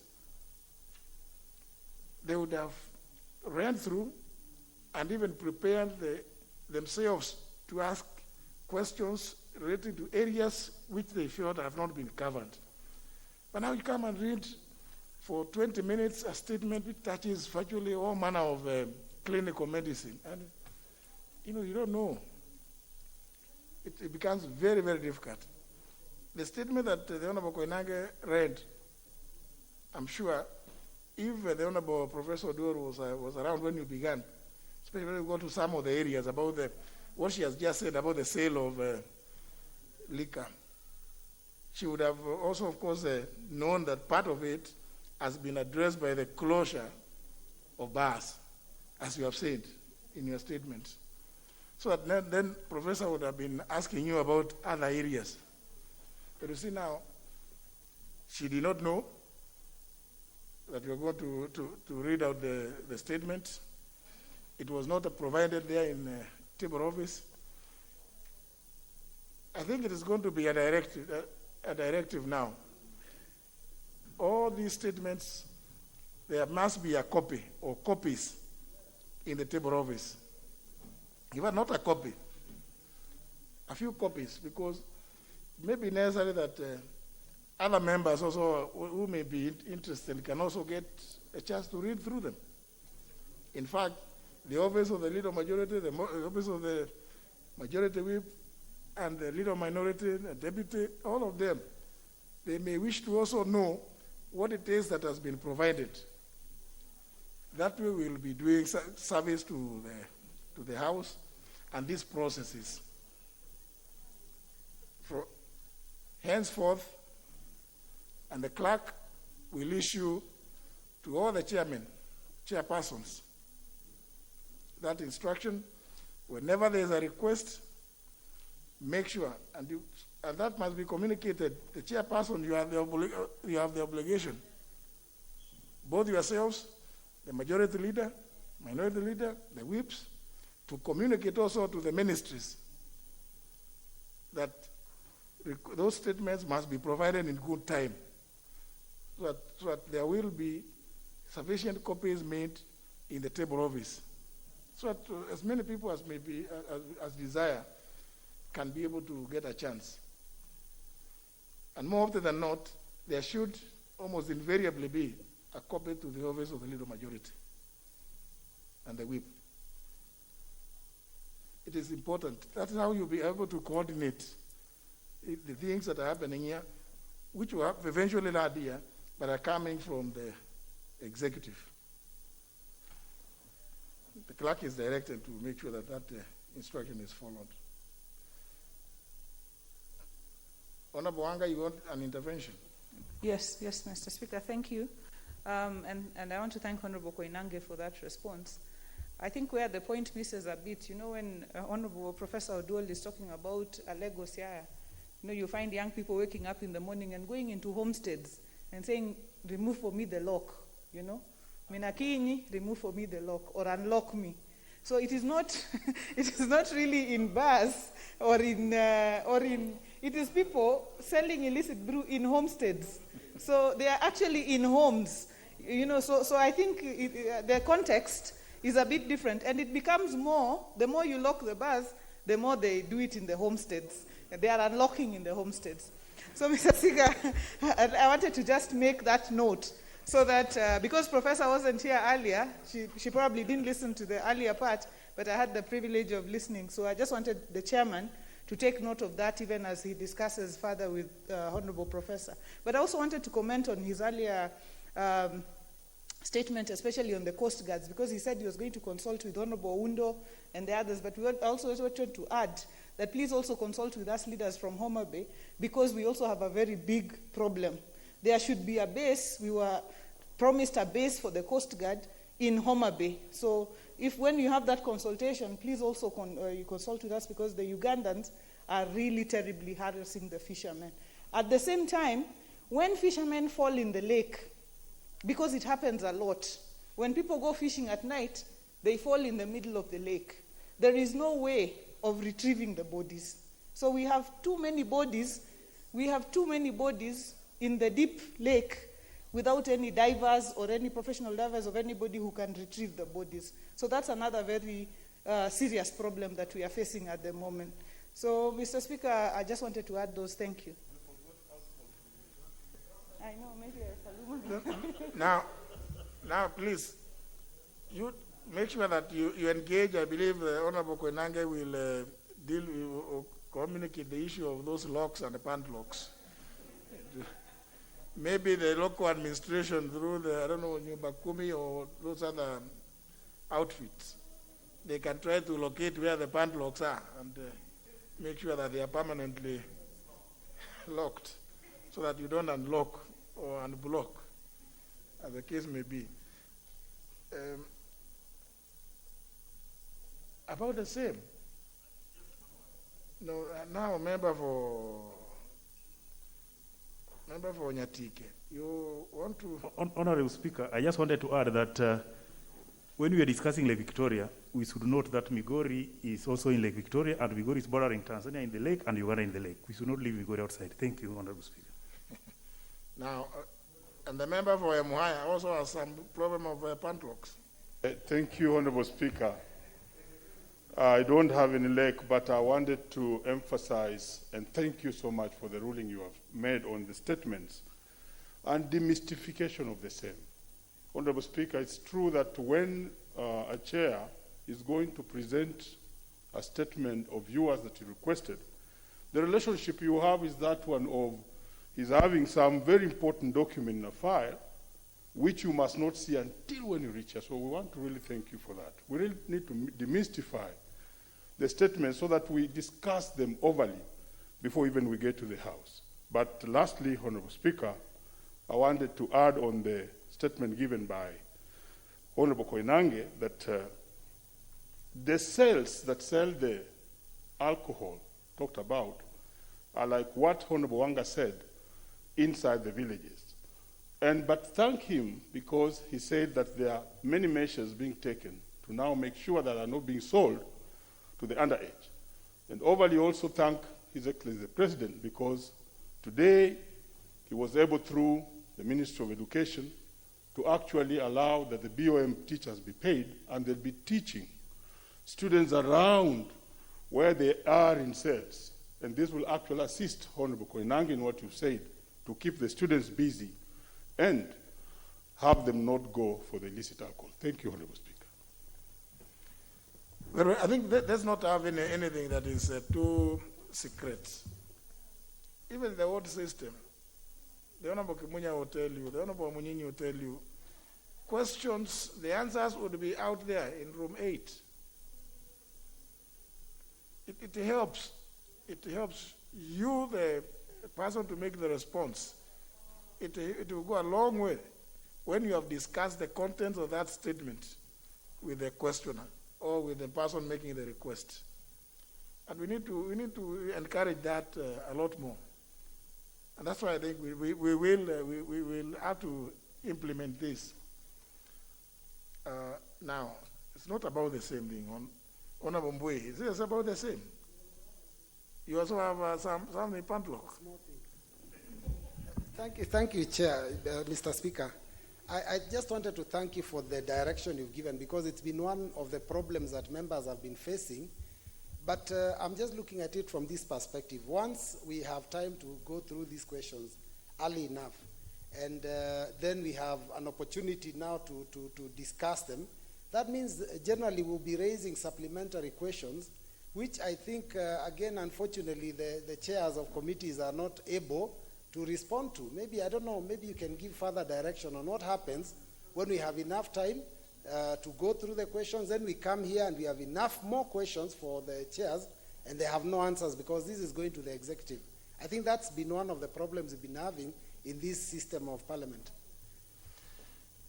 You'll find from those who have been here before, when we used to have question and answer sessions, a minister who needed to be effective here on the floor always found it most useful to even call the member, this is the answer that I've been given by my officers.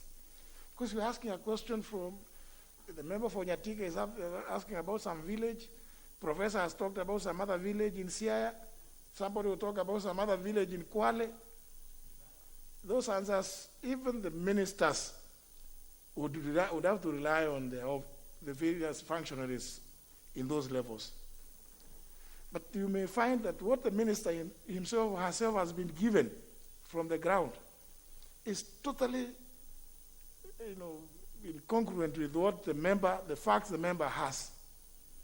And an effective minister would always want to call the member.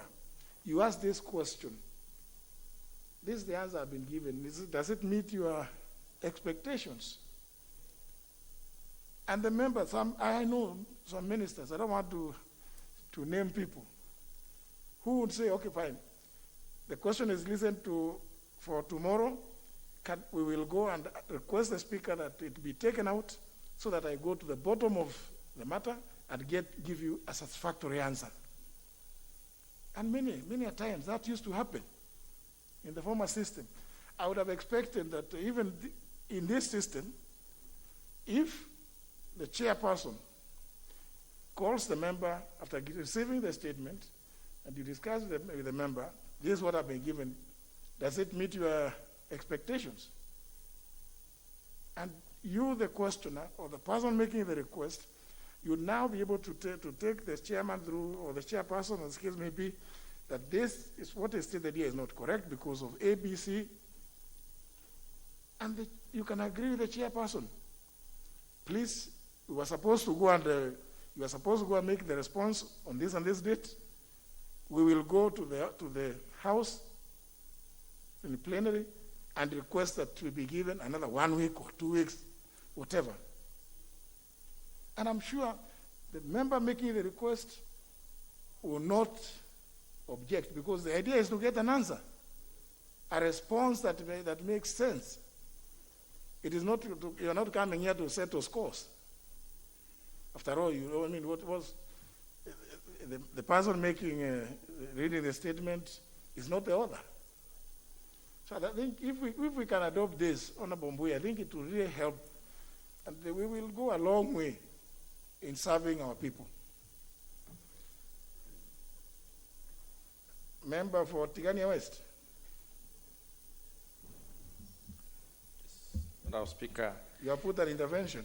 Yes, Honourable Speaker. Thank you very much. I just want to join my colleagues in pointing out two issues. One, the locking and unlocking process is all over the country. Honourable Speaker, is even worse where I come from. And unfortunately, the unlocking process does not end. It takes the entire day before the lock is removed. So we are wasting out youth. Unfortunately, some of them are very educated youth. And the example the younger people are seeing are educated people who have university degrees getting locked up in these processes throughout the days. We need very serious attention to that particular process. Having said that, Honourable Speaker, another issue that was also in connection to what the head of state said today about paying the BOM teachers, I would like to, Honourable Speaker, bring to the attention of the government that it's not only the BOM teachers who are suffering. There are no teachers who are private in this country, and there are no children who are private in this country. I want to declare interest that I run a school And I can assure you it is not now, possible. Now, you want to make it clear to the government, but The where is government it? that if they Why are is paying it in BOM where is it in teachers- this plenary? This is the You government. see, these are the statements I'm saying. Here they are from Mzalendo. Yes, Honorable Speaker, I wanted to It's say that from if Zalendo, BOM are being paid, let also the private school teachers be looked at. Be given But why some don't you make a request? I'm The requesting. others made a request. Now you cannot. You are saying you want to tell the government. I'm looking around. What I can see in front of me, the Honorable Florence Mutua, the Honorable Millie Odhiambo, the Honorable Wanga, the Honorable Wamunyinyi. Is it? Because you are looking at them, so I'm looking at this. I'm bringing it to our attention, I'm looking Honorable at this Speaker, and government. I'm sure the relevant committee will look at this because. Make a there's request, Honorable Mutunga. I'm making a request that the private school teachers be looked into because even if they are given quarter salary or half salary, they won't survive during this particular period. They are suffering a lot, Honorable Speaker. Honorable Koinange, you want to say something before we move to the next business now? Thank you, Honorable Speaker.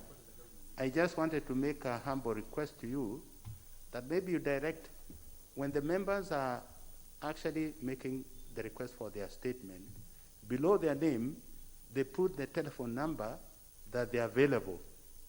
And that will make it easy for the members and the clerk to reach them. Thank you, Honorable Speaker. That's a fair request. So even you who is making the request for statement, indicate your contact.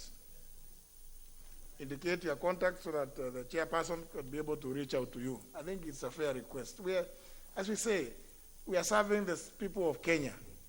So don't hide yourself, even though there is a social distancing. Yeah? Don't hide yourself. Honorable Millie Odhiambo, indicate your contact address. That's what the Honorable Koinange is requesting. I am not saying that you don't indicate, Honorable Millie. I can see you are suddenly shocked. Next, the leader majority.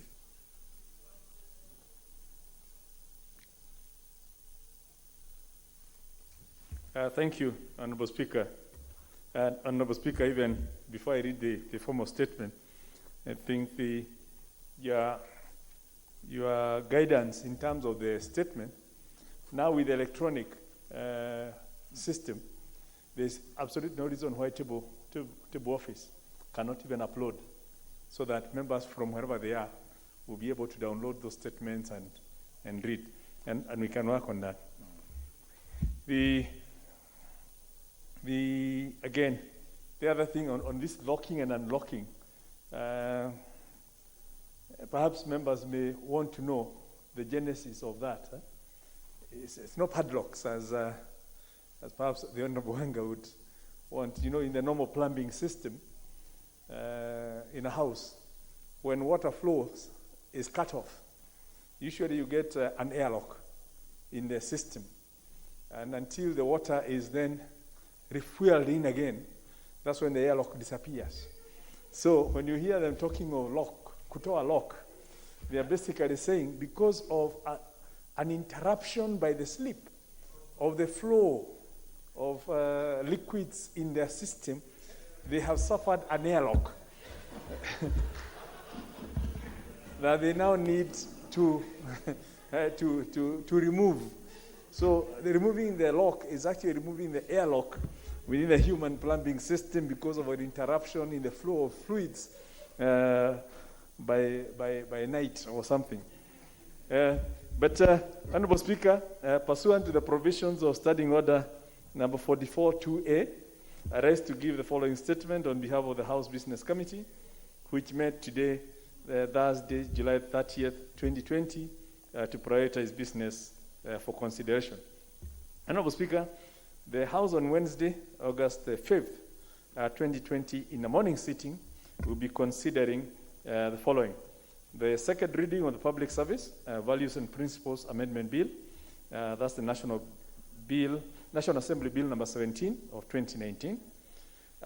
Then we'll have, in the Committee of the Whole House, we'll consider the Parliamentary Pensions Bill of 2019 by the Honorable John Badi MP. We also have the report of the Departmental Committee on the Environment and Natural Resources on inquiry into the encroachment of the riparian areas in Kenya. And fourth, the report on the Departmental Committee on Environment and Natural Resources on inquiry into the death of 11 black rhinos after translocation to the Savo East National Park Sanctuary. And our Speaker, on Wednesday, August the 5th, 2020, in the afternoon sitting, the following business is scheduled. And one is the second reading of the Parliamentary Pensions Amendment number 3 bill, which is the National Assembly Bill number 57 of 2019, which is a bill by the Committee on Pensions. And 2, the report on the Public Investments Committee on the audited financial statements for state corporations. Number 3, the report on the Special Funds Accounts Committee on the audited financial statements for the National Government Constituencies Development Fund for the constituencies in Kiambu County.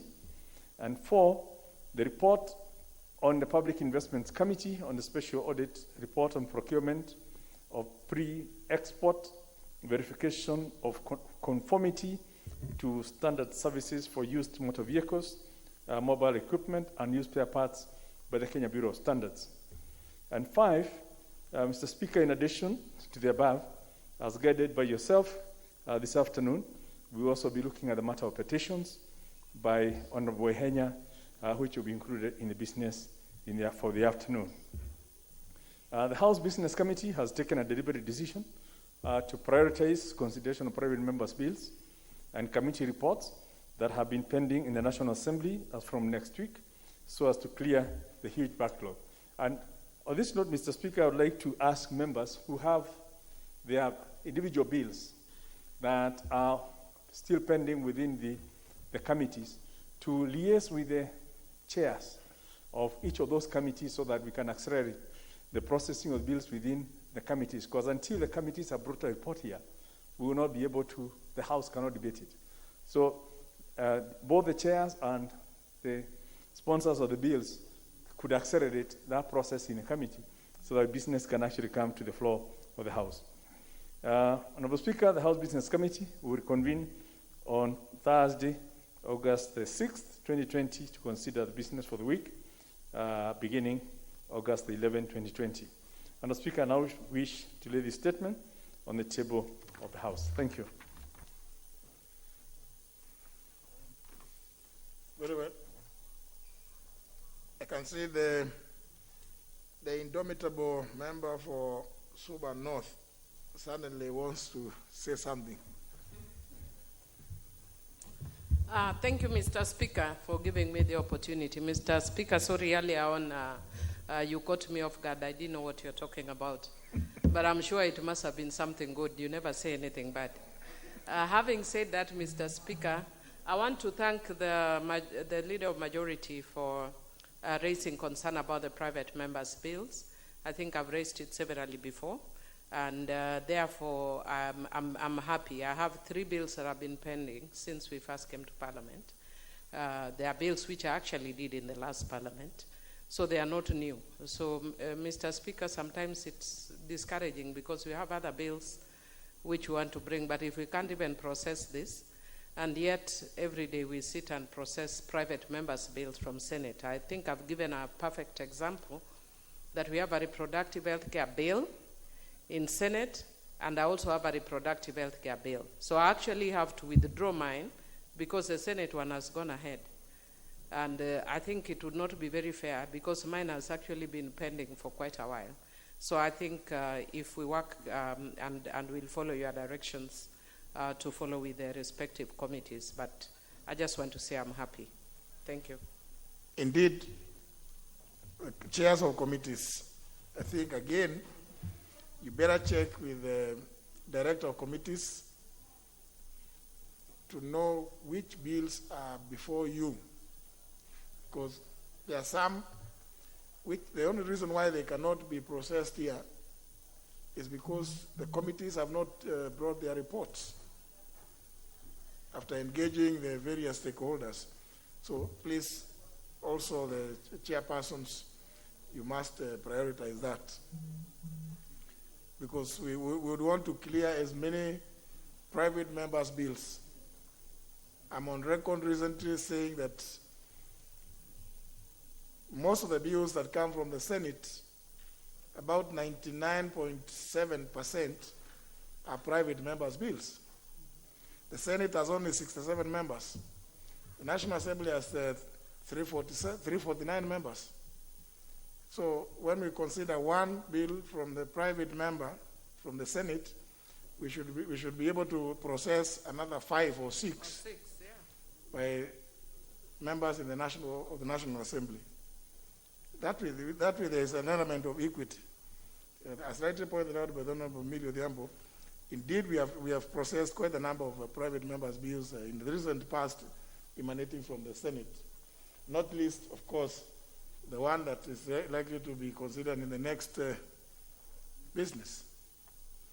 So, but as the Honorable Kimonye, the Leader Majority, has indicated, the House Bills Committee has deliberated today taken the decision to prioritize most of those, are they about 18 or so, whose reports have been tabled, so that the individual sponsors can also begin to prepare. I can see intervention. Honorable Bukosa. Thank you, Honorable Speaker. On the same breath as Honorable Millie has stated, Honorable Speaker, some of the committees in the members' private bills have actually, for example, my bill, which is on Kenya Food and Drugs Authority. The Committee on Health has stayed on it for close to even almost a year, because at one stage my bill was actually stepped down so that we could have consultations with the Ministry of Agriculture and the Ministry of Health. They even organized for us to go on a trip to the US to look at the model which is practiced there on the US Food and Drugs Authority. And the US even agreed, the US Food and Drugs Authority agreed to even give us guidance on supporting this bill. So the committee has actually overstayed in even tabling its report, because you say that some of them, the reports are ready. But for my bill, it had even been put for second reading, but the committee up to date has not tabled its report. So it's of concern, Honorable Speaker. Thank you. Just liaise with the committee. I hope they don't tell you that they are only dealing with COVID-19 issues. I hope they can afford to deal with all the other bills. There are several bills which are before that committee, and I think we don't want to be told about COVID, because we are still doing other business, notwithstanding COVID. Honorable Monyenyi, you also have an intervention. Yeah, a small one, Mr. Speaker. I am not quite sure, but I would recall at some point you had indicated that in some instances where committees have failed to bring reports to the House, members would be allowed to prosecute the business. Mr. Speaker, these arose for some time, when a delay is not ordinary.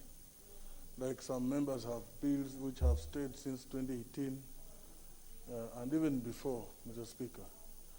So I just want to appeal that you look and provide guidance as to whether we should continue to peg the movement, the progression of the business of private members' bills being pegged on reports by the committee, or that progress can still be made without the committee report. I know the committee report will always, give informed debate on any particular bill.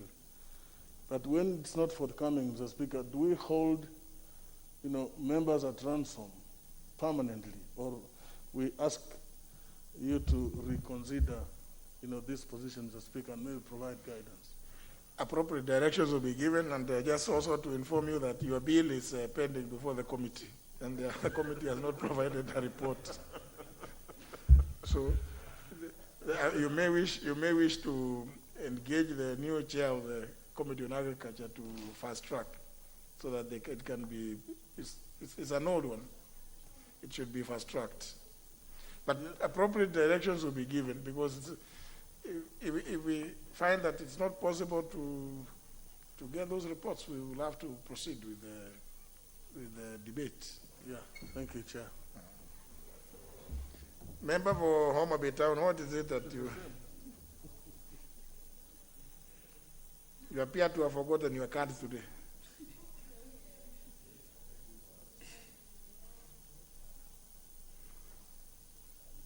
Speaker, I'm on number 52. 52. No, not me to put on. Jimmy. Yeah, Mr. Speaker, I thank you. Mr. Speaker, if Honorable Millie Odhiambo were not in the house, I would have said where my card remained. That Honorable Millie Odhiambo is my niece. So I keep a bit of these confusions private. Mr. Speaker, this issue of delay in transacting legislative proposals is affecting so many legislative proposals by private members. And that is why I was seeking to intervene. I remember in the last parliament, we had a lot of engagement, very active engagement on private members' bills. And indeed, Mr. Speaker, a number of members just come to the House to intervene in terms of legislation in a particular area. We know Judge Njoki Ndungu now in the Supreme Court, the Sexual Offences Act. We still remember Honorable Mungatana. So it is very frustrating when you bring up a bill and it is stuck before a committee of fellow members.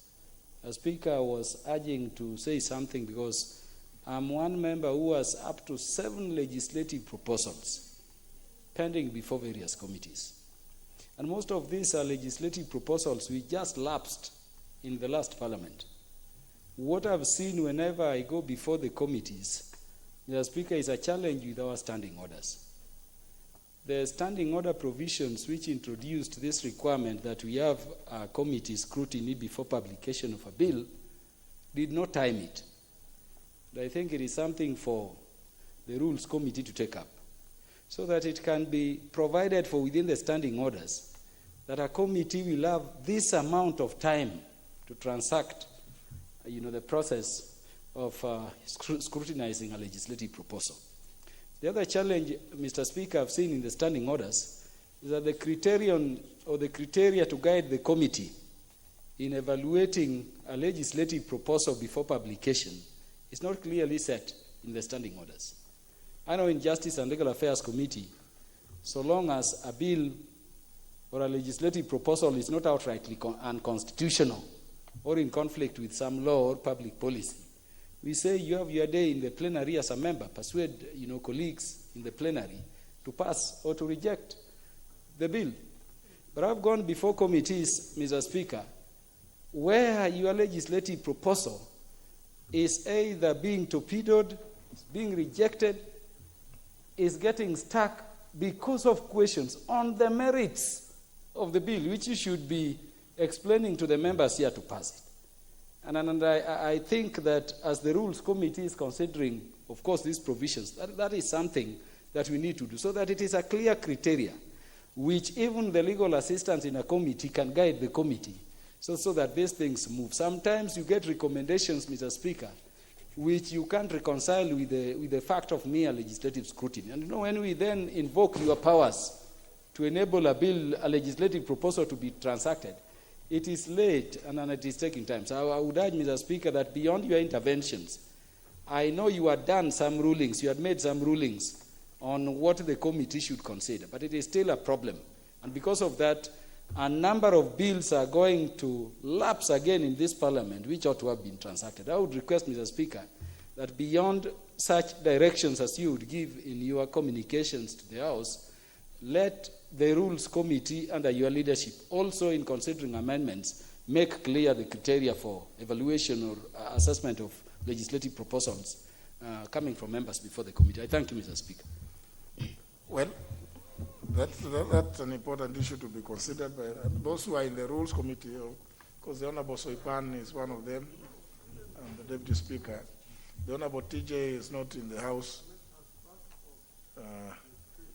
One of the very active members of the Rules Committee, and the Honorable John Olagwa Watch. Those are our matters that we need to. Who? Robert Pokosa is in the Rules Committee. Oh, great. I think you take on board those things and your concerns as well, so that we don't, in the process of allowing committees to scrutinize proposals, then we don't appear like we are putting a roadblock to our members' efforts. Very well. No, oh, sorry. Now we must do business. So the members. Because let's just do business now. Which is this very important? Honorable Speaker, you know Wamunyinyi is the new chair for CDF, NGCDF, and I know he's still in the honeymoon. But I wanted to remind him that he's supposed to have tabled the estimates for all the 290 constituencies, so that members can start budgeting for this financial year. So I think that's a very important thing, Honorable Speaker. You say he's in the honeymoon. Things are coming double. It is for the Kenya party leader.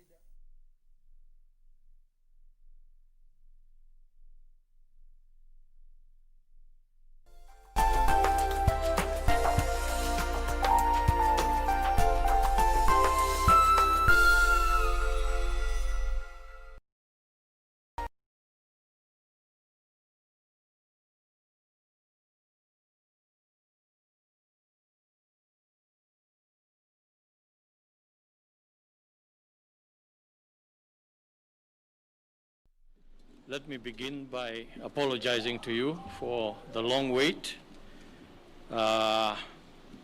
occasioned by last-minute preparations. I think you can see today we are joined by CS Macharia, who also wants to share something with the nation today. So again, our apologies.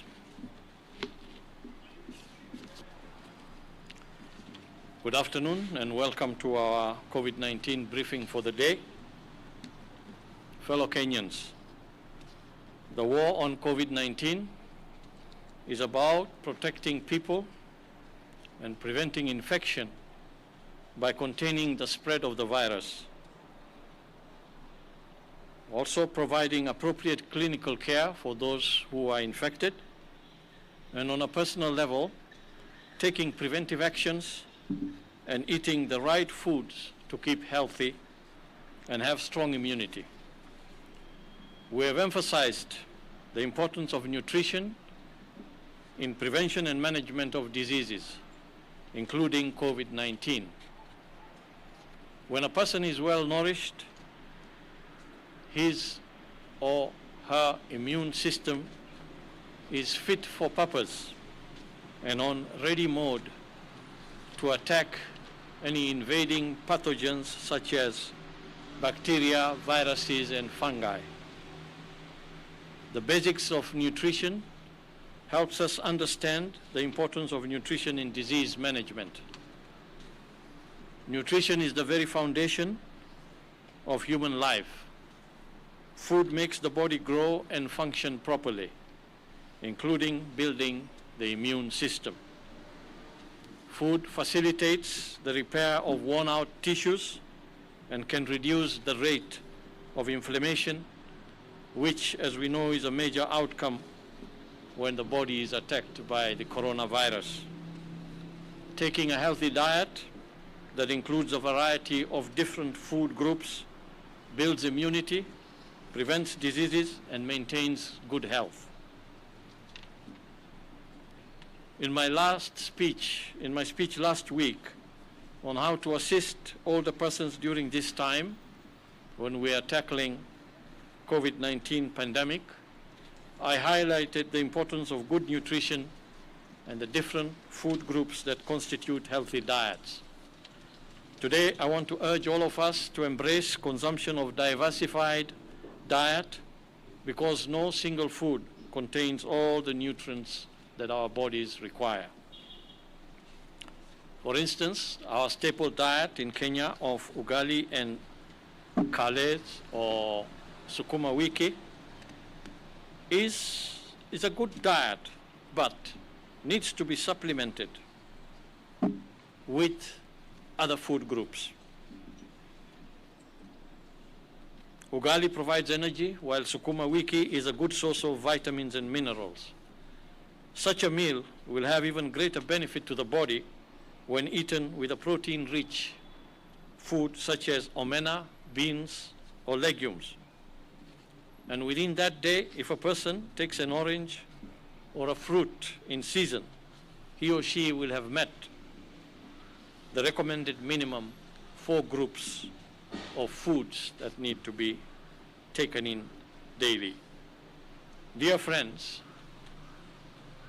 the idea is the more people take foods from various food groups, the more likely they are to meet their nutrient requirements and therefore boost their immune system to prevent and fight diseases including COVID-19. Going by the statistics we have been providing, we also note that more males than females have been infected with COVID-19 in our country and also in other countries. While the reason for this is not clear yet, probably men may need to reevaluate their dietary habits and lifestyles by consuming healthy diets, including vegetables and fruits daily. Fruits and vegetables are important in boosting immunity and contribute to disease prevention and healing. It is recommended that we vary or alternate the types of fruits and vegetables. Red and yellow vegetables and fruits such as pumpkins, mangoes and carrots are a rich source of vitamin A, which is an antioxidant. On the other hand, green leafy vegetables such as amaranth or terere, African nightshade or managu, and spider plant or sageti are rich in vitamins and iron too. Other vegetables and fruits such as sweet pepper, tomatoes, onions, bananas, pineapples are a good source of various vitamins and minerals. Let us take advantage of the fruits and vegetables, particularly during this season, now that they are available. Other antioxidants that are important in boosting immunity include, for example, vitamin E. The major dietary sources of vitamin E include vegetable and fish oils, nuts, seeds, spinach, and broccoli. Another beneficial vitamin is vitamin D, which reduces the risks of several non-communicable diseases such as cancer, cardiovascular disease, diabetes mellitus, and hypertension. Non-communicable diseases significantly increase the risk of death from respiratory tract infections such as COVID-19. And a good source of vitamin D is sunlight, which our country, being in the tropics, is blessed with all year round. So please spend some time outdoors each day to soak in sunlight and generate the vitamin D that your body requires. Foods containing vitamin D include fish, liver, egg yolk, and foods that are fortified with vitamin D. Ladies and gentlemen, I urge all of us to adopt healthy lifestyles by reducing consumption of highly refined, processed foods, sweets, sugar-sweetened and flavored drinks or beverages, which all have high amounts of unhealthy fats, sugar, and salt. 2, avoiding smoking and consumption of alcohol. And 3, engaging in regular physical activity. Moderate intensity exercise has immune boosting benefits that helps our bodies fight infections, including COVID-19. Adults should aim at 30 to 60 minutes of physical activity for at least 5 days every week. I have noted the many questions in social media inquiring on nutrition management of COVID-19 symptoms. Mild symptoms including coughing, lack of appetite, early satiety, and fatigue can be managed by taking warm fluids regularly throughout the day. It can also be managed by eating small, frequent meals rich in nutrients. Eating preferred nutritious meals or snacks, increasing the intake of fruits, seeds, and nuts, in addition to a healthy diet. However, if one is undernourished, overweight, or obese, or unable to eat as a result of disease, its symptoms or other existing comorbidities, they are advised to seek health care from a healthcare provider for more specialized and individualized nutrition and dietetics care. We have spent quite a bit of time talking about diet and the need for a healthy diet, and that is because of its importance and one of the ways in which we can defend ourselves against any infection is to ensure that we are eating right and eating the right food. Let me move now to today's update on COVID-19 statistics. Today we report 788 people who have tested positive following the testing of 5,521 samples. This now brings the number of positive cases to this brings the number of positive cases pushing our cumulative tests to 295,280. That's the number of cumulative tests we have conducted so far. Amongst these 788 cases of today, 785 are Kenyans, while 3 are foreigners. 475 are male, 313 are female. The youngest is 1 year old, while the oldest is 89 years old.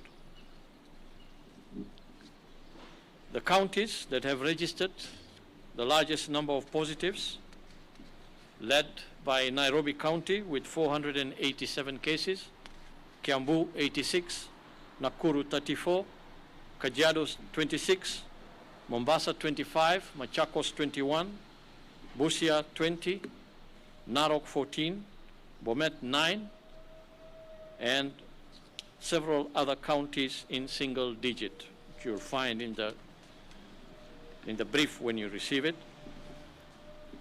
The cases in terms of sub-counties are distributed as follows, and I will read out for the first 2 or 3 counties that recorded the largest numbers.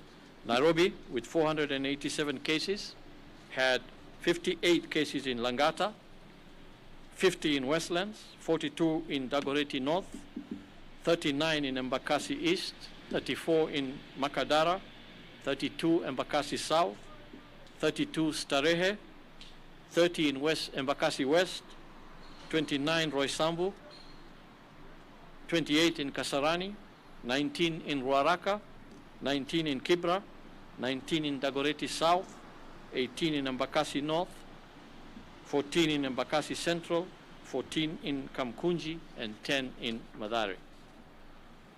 Kiambu's 86 cases came from Thika, 19, Ruiru 13, Kiambaa 13, Kiambu Town 10, Kikuyu 8, Juja 7, Lari, Limuru, and Kabete 4 cases each, Gatundu North and Githunguri 2 cases each. Nakuru's 34 cases come from Naivasha, 21, Nakuru West 12, and Nakuru East 1. I think the rest I will allow you to read it from the document once we present it to you. On a positive note, 100 patients have recovered from the disease. From this number, 8 are from the home-based care program, and 92 have been discharged from various health facilities bringing the total number of recoveries to 8,121. And again, we want to take this opportunity to thank our healthcare workers for the great work they're doing out there. At the same time, and unfortunately, we report also the loss of 14 Kenyans who have succumbed to this disease, bringing the total number of fatalities to 235. And we want to take this opportunity to send our deep-felt condolences to the families and friends of those who have lost their loved ones over the last 24 hours and over the course of this pandemic in the country. I'll stop there, and I want to thank you. And I want to now invite CS Macharia to make a statement that he wishes to share. CS Macharia.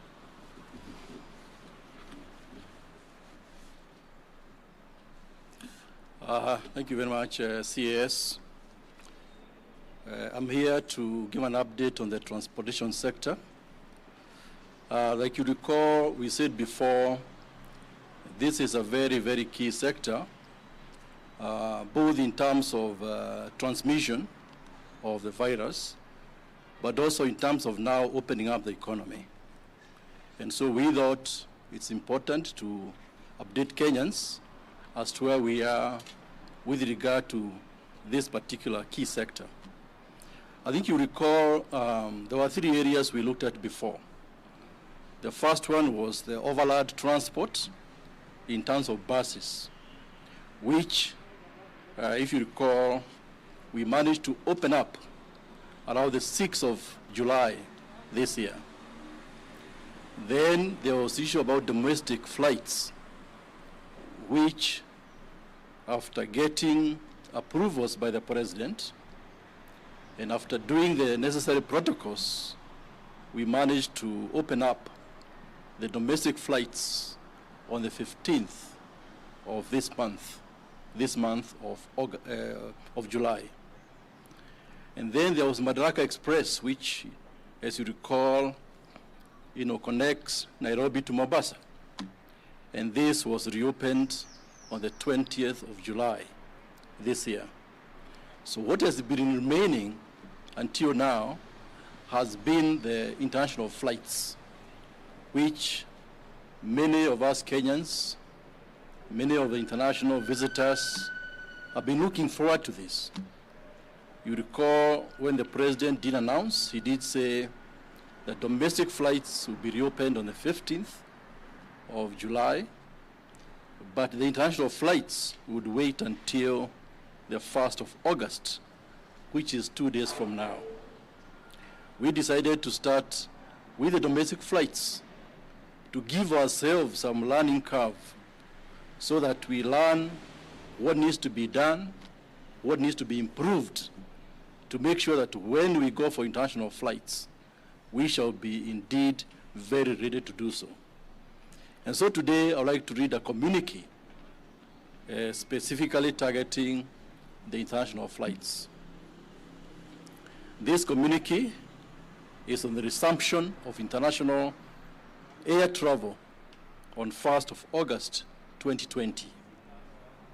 His Excellency the President of the Republic of Kenya directed that international air travel would resume on the 1st of August 2020 and instructed the Ministry of Transport, Infrastructure, Housing, Urban Development and Public Works to develop a protocol to ensure the safety of the travelers. I would like to report that this protocol was completed by a multi-agency team and duly approved ultimately by the CS of Health on the 14th of July. The ministry, in consultation with relevant stakeholders, prepared a protocol for air travel operations during COVID-19 public health crisis. The protocol seeks to provide guidelines to ensure that air travel remains safe during the pandemic for both domestic and international flights.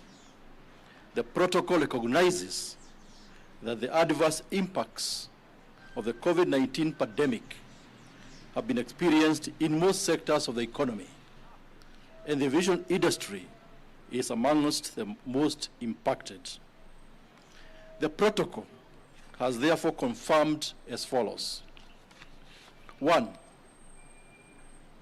all arriving passengers on international flights with a PCR-based COVID-19 negative certificate whose body temperature is not above 37.5 degrees Celsius and do not have a persistent cough, difficulty in breathing, or other flu-like symptoms, and have been tested 96 hours before travel, shall be exempt from quarantine.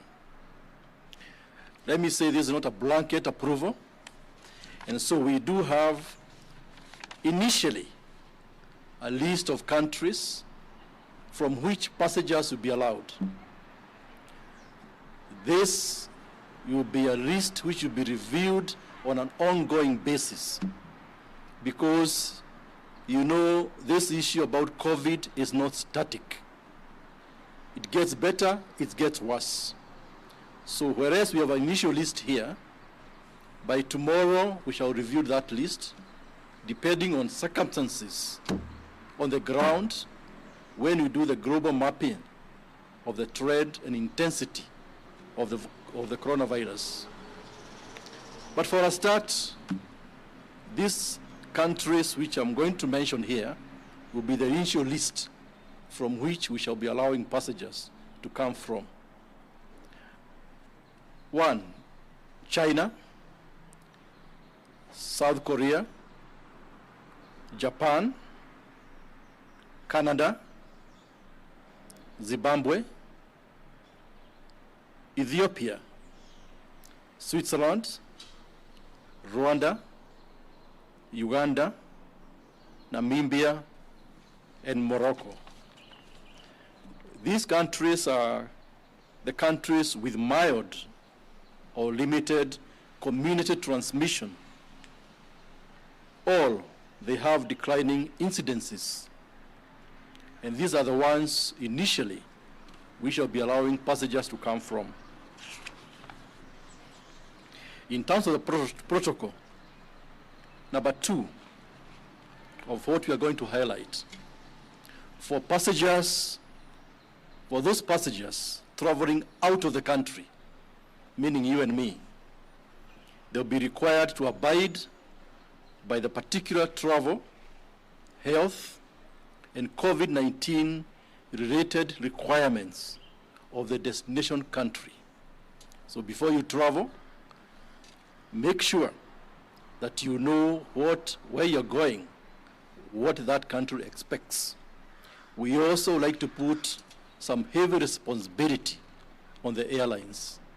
Before you board your passengers, just like you check on the visa requirements, just make sure that your passengers comply with the requirements of where they're going. Number 3, passengers are arriving on flights after the curfew with a valid air ticket and boarding pass shall be allowed to proceed to their hotels or residences. Number 4, drivers of those passengers should have evidence that they came from the airport to drop or pick up passengers. Number 5, passengers departing on flights after curfew and with a valid air ticket and boarding pass shall be allowed to proceed to their destination or their departure airport. 6, air operators shall provide guidance material to passengers regarding application of the preventive measures on board. Number 7, where physical distancing cannot be guaranteed because of the seat configuration or other operational constraints, the crew members will make constant on-board announcements, reminding passengers to adhere at all times to all the other preventive measures, including strict hand hygiene and respiratory etiquette, and should wear surgical face masks. In addition, and in such cases, other measures such as cabin recirculation, air filters will be in place. 8, and last, working jointly with Airports Authority and Kenya Civil Aviation, the Ministry of Transport, Infrastructure, Housing, Urban Development, and Public Works is reviewing frequency and timing of flights to facilitate physical distancing at the airport. You know, before COVID, some of the airlines used to have like 7 flights per week, others up to actually 24, because they used to have like 3 flights per day. Now, as you know, there's COVID, and so there was an issue whether we should reduce this frequency of those flights. But what we know is that initially the numbers of people traveling will be quite low. So we shall be reviewing in the first week to see how many flights are getting to Nairobi or Mombasa or Kisumu or Eldoret, and then we shall take the appropriate measures. Before I conclude, let me say, these measures we are taking today, or these announcements we are making today, in terms of opening up the international airspace, it should have huge positive impact in terms of tourism. You are aware tourism employs at least 1.6 million Kenyans. And so we believe this is timely in terms of opening up the economy. Secondly, you know, Nairobi is an investment hub, not just for East Africa, but the entire region. And so we shall have investors, we shall have business people now having to travel to Nairobi to be able to do their business. And of course, trade. You are aware, like Kenya Airways, although they don't have many freighters, you know, planes which carry cargo, they do carry a lot of cargo in the passenger flights. In the belly of, for example, the 787 aircraft, they can carry up to 40 tons of fresh produce. So by opening up the airspace, we should see not just the passenger travel benefiting, but also in terms of cargo, which will bring more business and more employment to our country. We never stopped cargo flights, so what we are doing now is to augment what we've done before. And so we expect going forward, subject to certain conditions, certain, subject to airlines following the protocols required, we expect to see a positive impact in terms of the economic development of our country. Thank you very much. Thank you very much, Waziri. I think we will now allow the media to pause, and I would want to request kindly, because of time constraint, that we restrain ourselves to at least just 3 questions that are directed to the statement that CS Macharia has made or the one from the Ministry of Health. 3 questions, please. So.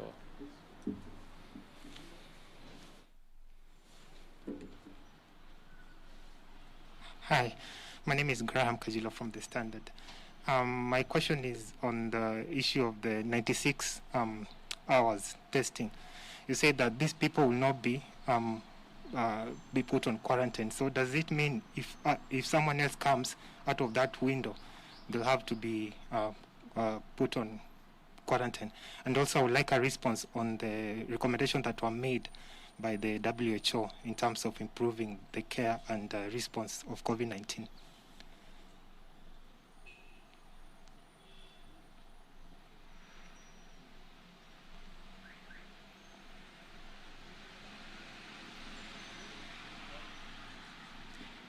My name is David Mudhoka from TV47. I have two questions. The first one regards one of the measures set to combat the spread of COVID-19, and that is masks. With the government now requiring almost every Kenyan to put on masks in public places, we have seen growth in varieties of masks, some of which the ability now to contain or rather to keep the virus at bay remains questionable. What is the ministry's comment on even masks made of cloth, made of cotton, made of sponge in combating COVID-19? Then the second question is about home-based care.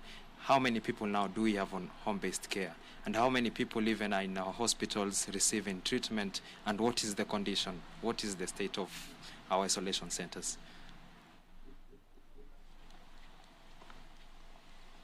Helen Aura from NTV. This is to the ministry. Do we have accountability as to how the COVID funds are being utilized, considering the fact that one top government official has raised an alarm on how to handle the matter and how the funds are being used? And are we slacking on contact tracing thus far? This two questions for the Ministry of Transport. We've reopened international travel, but right now we still see that the public transport sector within the country, they're blatantly disregarding the laws which are there. And we see the transport sector, the matatus are carrying passengers in excess. What are we doing about it? And you said for those arriving past curfew hours, you have to have a document showing that for you to be allowed in due past curfew. So is this going to be a special document issued by the government, or are you just going to show the during the roadblocks, will you just show your travel passes considering that you've come into the country? Kindly expound on that. Okay, so there are two questions for you, Waziri. I think the first one and the last one, Yes. so I'll allow you to respond to that. Okay, let me start with the first one, where I think the gentleman asked about if somebody takes the test before the 96 hours, what will happen when they get here? Will they be quarantined or not? I think the answer to that is that they'll not be allowed to travel in the first place, because by the time you board, the requirement is very clear. You have to show the COVID-free certificate done through the PCR testing process, and whoever is allowing you to board must check when that test was done. If it was done before the 96 hours, then of course you will not be allowed to board. And therefore, the question of quarantine here will not arise. Let me also answer the last one, which was asked about the public transport by NTV. Yes, obviously this is a matter of concern, and that's why we have asked the law enforcement agencies to do what they can to make sure that those breaking the law or breaking the requirements which have been put in place, they are put in the right place. So this is a matter which we are taking very seriously. I know in terms of the numbers which these buses are supposed to carry, it's very clear. We have engaged the stakeholders. They know what is required. For example, they know you have to have a certificate which is co-signed by the Minister of Health, but also with the county commissioner himself. And so that certification has to continue. And during the checkups, during roadblocks, we shall be checking through the law enforcement agencies that indeed those public buses are not breaking the law. The issue about curfew, what document? I think we did say that they do not require a special document, whether you're flying out or flying in. If you're flying in or flying out, you must have either a ticket or a boarding pass. Nobody flies without any of those two. And so those two will suffice. We're not required to get additional document to prove you're flying in or you're flying out. The boarding pass or the air ticket will suffice. Thank you. Thank you, Waziri. Question on masks and the different types of masks. Indeed, yes, there are many different types of masks, and you find people even amongst us here wearing different types of masks. And each of these masks has a role in terms of when it should be used. The most and best effective mask is called the N95 mask, or the high particulate mask. That is a mask that has a very high level of restricting anything getting through or getting out. And that one is reserved primarily for circumstances where there is very, very close high-risk areas, for example, frontline healthcare workers working, attending to patients who are either in ICU or in the wards who are COVID positive. Those are the types of masks you use in those circumstances, the N95. When we put out the regulation that we require people to wear masks in the public, the surgical mask, which is these blue ones we are working, are well and fine. They are also fairly cheap and affordable, and they can protect one from inhaling any of those particles. But masks should not be seen in isolation. Wearing a mask alone is not sufficient to protect you. Coupling wearing of the mask with maintaining the distance is the key thing. So if you're wearing a mask, even sometimes the N95, and you are very, very close to a person who is shedding the virus for long periods of time, there is a chance that you could get infected. So wearing a mask must be seen in the light of the physical and social distancing.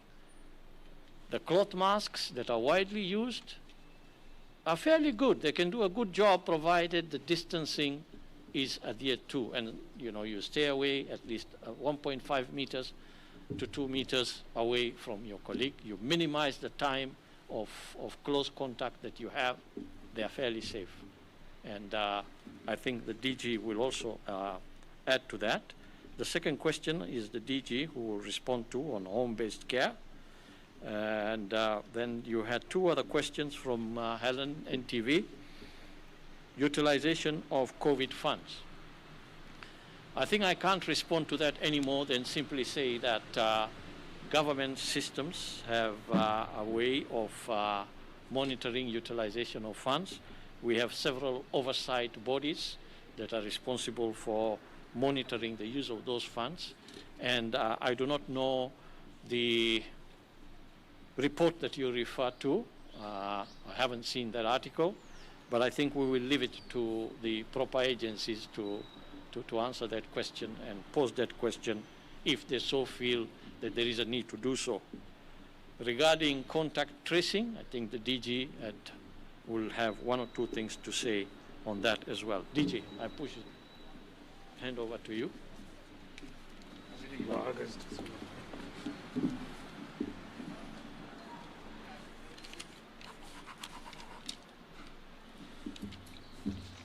Thank you, CS Mashario, CS Kasha, CS Dr. Rashid. I would start with additional information on the masks. I think we have standards for the surgical masks that are developed through various agencies internationally. But now that the cloth masks are also in fashion, we are working with Kenya Bureau of Standards to ensure that we have at least a semblance of standard, even if it is for our own local use. In terms of home-based care, basically home-based care is taking care of a sick person who is relatively stable in a home environment under the supervision of a trained healthcare worker. And this is a platform that we have used previously. As at to date, we have released more than 3,500 people who have undergone home-based care for COVID-19. And thus far, we have not registered any death of any case from home-based care. This is because of the stringent parameters that we put in place following customization of the guidelines that we received from WHO, and because home-based care is 9 times cheaper than institutional care, we will still continue to espouse this platform for management of COVID-19, more so because close to 90% of our cases are symptomatic and therefore don't require institutional care. So home-based care will continue to be a platform that we really focus on.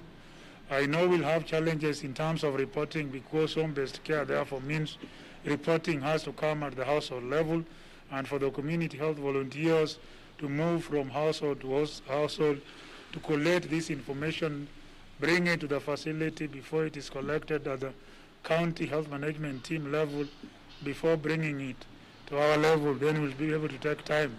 But because of the additional savings that will accrue from home-based care, it is a platform that will continue to espouse, not only through community health volunteers, but also individual members of the household. Because if the cases surge beyond a certain capacity, especially in counties which don't have well-established community health units, then it will be up to the individual members of the household to be able to support the home-based care program for relatives and friends who are affected. In terms of contact tracing, yes, the pandemic, as it were in Kenya now, counties are at various stages of the pandemic, which is normally divided into 4 phases, like Nairobi is in phase 3, phase 4, where we have widespread community transmission. When you have widespread community transmission, it's very difficult to link a case to a contact. And because contact tracing is such an intensive process that requires a lot of resources, then you need to shift your focus, probably to ensuring that pockets of a particular place which have not reported cases, that pocket is protected from getting infections, and also shielding the vulnerable. That is those who are over 60 years and those with coexisting medical conditions. But counties which are just reporting a few cases, like Baringo, which reported their first case yesterday, or counties like Mombasa, where infections are plateauing or the cases are going down, then it makes business sense to invest more in contact tracing. But well-established community transmission, contact tracing becomes a very, very difficult task and may not yield much. But that notwithstanding, you still don't give up on it altogether. You continue to try and map cases with contacts. Where you cannot be able to match, then you go to trying to shield areas which have not reported cases and shielding the vulnerable. Remember, when he started contact tracing, we could even trace up to 4th generation.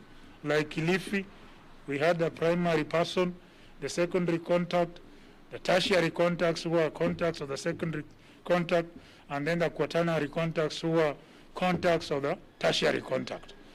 That is not practical to be able to do in Nairobi as the disease evolves.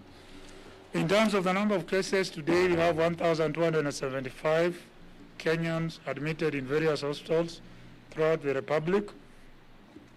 Out of these, 56 are in ICU setting.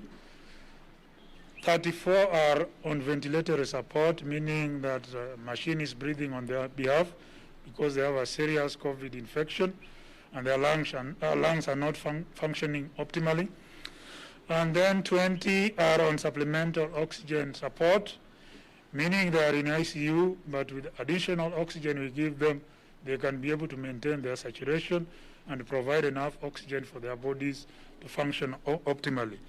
2 are on observation in ICU, meaning they have come from the very critical to oxygen supplementation, but basically we are just observing them to see whether they can now move from ICU to HDU and the ordinary ward. Of note, of course, is what was really reported, 14 deaths for the first time since we started reporting mortalities. Today we have reported 9 people who have died without coexisting comorbidities, and only 5 had coexisting comorbidities like hypertension, diabetes. So this tells us that the disease is assuming a different kind of effect on our population, and this is more the reason that we need to take these measures very, very seriously. These people who are dying without comorbidities are younger people in their very productive age group, and that is why we continue to appeal to the youth to ensure that they take these measures that we continue to articulate very, very seriously, especially physical distancing and avoiding congregating, ensuring that they wash their hands, and of course proper use of the masks. These numbers are likely to increase as we head towards our peak, which could be anywhere between late August, September to October. We are still doing the projections again based on the mobility pattern and also the kind of cases that we see on a day-to-day basis, and we'll be able to share this information with you going forward. I thank you.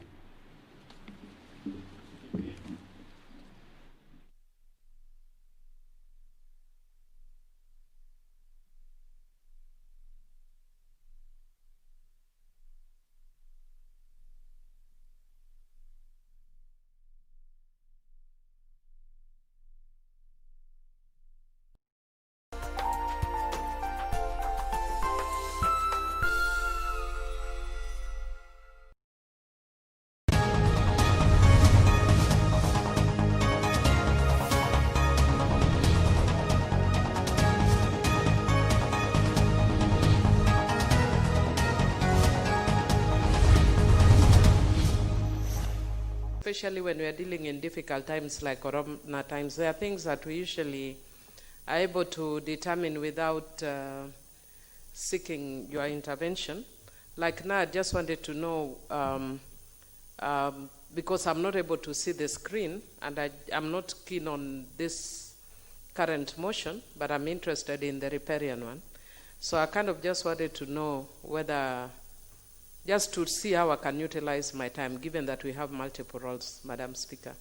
So if you could just give an indication whether the interest is large enough or whether we are likely to reach the next one. Thank you. You want to disappear, Honorable Millie? Yes, I do. We have, actually, we have only 2 other members apart from Honorable Sophia, because, yeah, so you can be patient. We don't have such a large interest in this one. Thank you, Madam Speaker. Madam Speaker, equally, I had not prepared for this, and I've not gone through the report of the special fund committee. I've not gone through that. But listening to the chairman when he was presenting the report, I felt like there are critical issues that we need to support the committee's report. The committee have looked into sectors that are affected badly in this country, the coffee sector, the tea sector, and the coffee sector. But, Madam Speaker, I support that because I believe that we need to mobilize and support every Kenyan wherever they are in their line of work, Madam Speaker, and that we need to look into capacity building, empowerment of every farmers, both agro and pastoralist, to be supported, Madam Speaker.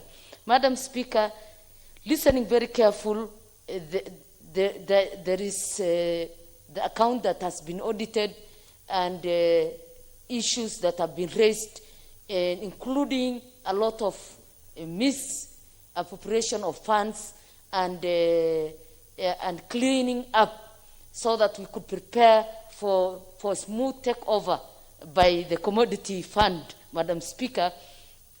That I support, but I have a small concern that made me to stand up this afternoon. Madam Speaker, when we are looking and addressing funds that are supposed to engage and give capacity to Kenyans, we need to do a holistic approach in trying to address issues that affect Kenyans. We do not need to look at one part of Kenya and forget about the rest of the parts of the country. And I do not mean particularly to this committee, but I'm looking at a bigger picture, the bigger picture of this country.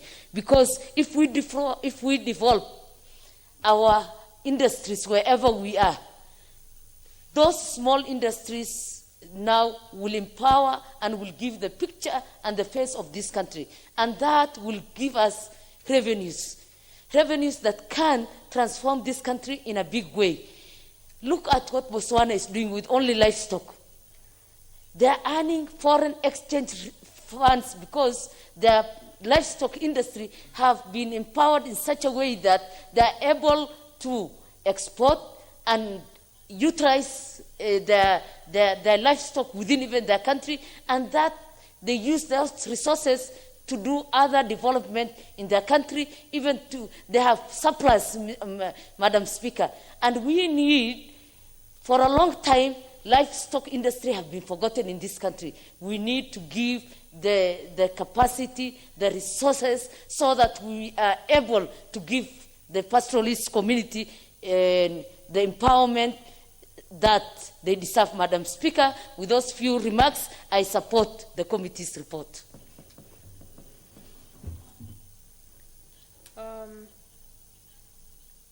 That was a good one for thinking on your feet. Let's have the Honorable Kanyuithia Mutunga. Thank you, Honorable Speaker. Honorable Speaker, I would like to support the report, as I also associate myself with the comments from Honorable Wangwe, because we've been sitting in the same committee, and this issue came up during the budget time. Honorable Speaker, I also want to say that I was one of those who formed this commodity fund, and I bring in history as to what happened. Honorable Speaker, if all value chains were organized as in tea, as in coffee and sugar, then it is possible for us to form agricultural funds and even livestock funds. These funds are formed, or money is generated from levies, and these levies are deductions from the farmers' supplies to the millers or to the factories where coffee is concerned. So it would be good if we can recommend that all value chains are involved. Honorable Speaker, I would also like to indicate that all value chains, all crops should be able to benefit. The idea of calling it commodity fund is to remove it from from coffee and sugarcane. It is for all commodities. So all commodities should be able to access these funds so that commodities can be able to develop. And I do not think we have reached there as yet, and probably the committee can look into that issue because it is for all agricultural commodities under AFA. Honorable Speaker, I would also like to point out that these levies held by AFA should be progressively released to the commodity fund so the commodity fund can do its budget for the year. That is why they were requesting for only 30 million shillings instead of 3 billion to form a commodity fund. So when levies are kept at AFA, they do not serve the purpose. I would also like to mention that, Honorable Speaker, the payments that have been done in the past were still reflected at the formative stage. Some of the coffee, the coffee-related payments and the sugarcane-related payments were already there. So we transferred this particular burden. We indicated that this burden should have been sorted out before the commodity fund was managed. And therefore, the fund should basically be used to increase encourage where possible, and intensify agricultural productivity so that you can be able to generate more revenue. Honorable Speaker, as we move on, I would like to also mention that there isn't sufficient knowledge about this fund across the country and across the farming domain. It is important for sensitization to take place so that everybody knows the fund exists and the conditions of access are also made very clear. Finally, Honorable Speaker, as I support this particular report, I would like to say that as we move on to dismantle AFA, because there are intentions, I know there are two bills which basically are trying to expunge some of the commodities under AFA. As we move in that particular direction, which is really regrettable, Honorable Speaker, we should not touch the commodities fund. We should leave the commodities fund to serve all the commodities in the country and not really take it back to any of the commodities. Finally, when it comes to payment of, trying to release this, to pay off the loans, we need to check which loans can be forgiven and which loans must be paid, because some loans are actually payable even at this point in time. I support Honorable Speaker. Honorable Leslie Simiyu. He's not in. Honorable Kamuran Tutoek. I'd like to pass on this one, but I'd like to call upon standing order number 95. I'd like to ask the mover to reply. That is quite in order. It coincides with the end of interests to contribute to the motion. So I will actually skip the putting of the question as to request the mover to reply, because we don't have any more members who want to contribute. So, Honorable Kathure. Is that Honorable Honorable Nyanze? But you don't appear on my list here. I can also see the Honorable Sahal. I had called you and you are not there. So, Honorable Kamuren,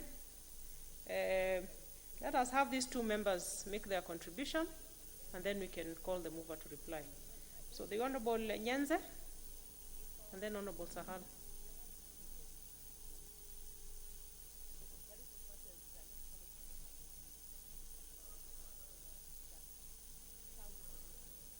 Your card is actually not showing here, so you need to check with the IT people. It's okay. Thank you, Madam Speaker, for giving me this time to actually support this committee for their deliberations on the report. Agriculture being one of the items which contributes highly to our economy, I think the government should be taking, especially sugar industry, very seriously. But it is really wanting to see that even at this time we are still importing sugar, while we have mostly Western Kenya, where we have very good farms which produce sugar. So I support the committee. Actually, and I was in the pension industry, and I happened to visit especially Sony, Moroni, Chemeru, Mumia's companies, sugar companies. And when I visited these factories, they were really in a very pathetic situation, because I'll say I was in the pension industry. And the bad thing was that for the employees, it was also very bad. The factories were run down. The employees were nowhere, even in the factories. After contributing to their pension, the pension was not being remitted, so they could not get anything from their pension, even when they were laid off. So this is a very fertile place, land, especially for growing sugar. And I think as a government, we've not been serious enough to actually wake up this sleeping giant, which can contribute so much to our economy. I've also found out that farmers were not being paid for their deliveries. So since the farmers are not being paid for their deliveries, it's good to actually write off the loans to the farmers, especially balancing, checking the loans which they had taken, and also finding out how much the farmers have not been paid, so that should actually cancel and the companies should actually pay. So I support the committee, and it's my hope that in the future the reports on the audited accounts will be interrogated and worked on in time, because most of the times we get the report, but what is in the report is not implemented. So we should also ensure that the reports are implemented accordingly. So with that, Madam Speaker, I support the report. Thank you. Okay. Honorable Sahal, were you prepared for this one? Thank you, Madam Speaker. I've not prepared for the report. I am here to contribute to the encouragement of the riparian. Thank you. Okay. With that, now I'll call upon the Honorable Murungi to make his reply. Thank you, Madam Speaker. And as I reply to this motion, Madam Speaker, I want to thank the honourable members who have taken their time this evening to contribute to this important report. And Madam Speaker, I'm also happy that the Chair Agriculture Committee is also in the House, because with the the issues raised by the members of the committee, including the majority whip, I think you'll be able also to have a lot of interest in this fund.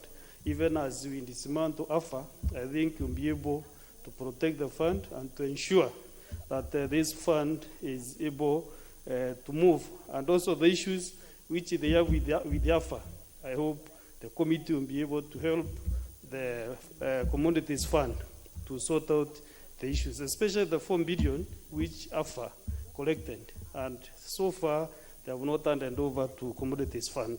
Also, as I mentioned, as I was moving the report, is that we will ensure that also we look into the 2017-18 and 2018-2019 financial years, so that we can help this fund to move smoothly.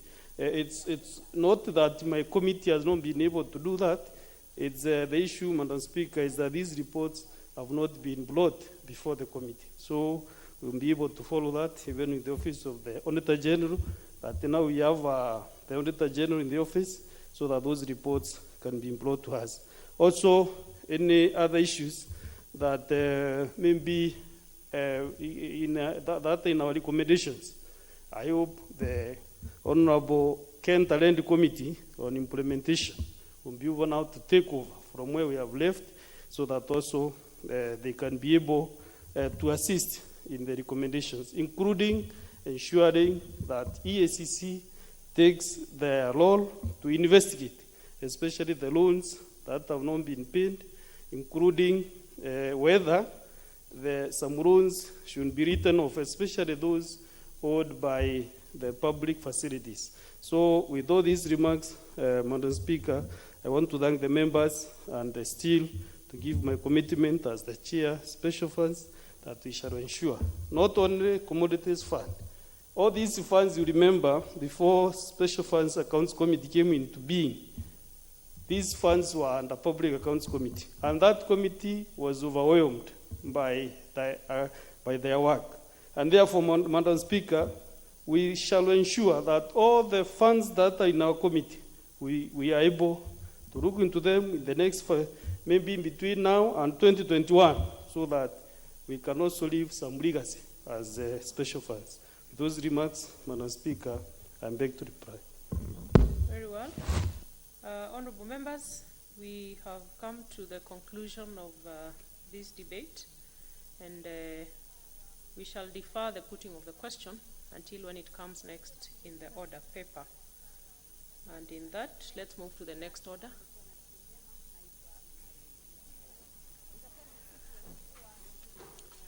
Order number 10, inquiry into encroachment of the riparian areas in Kenya.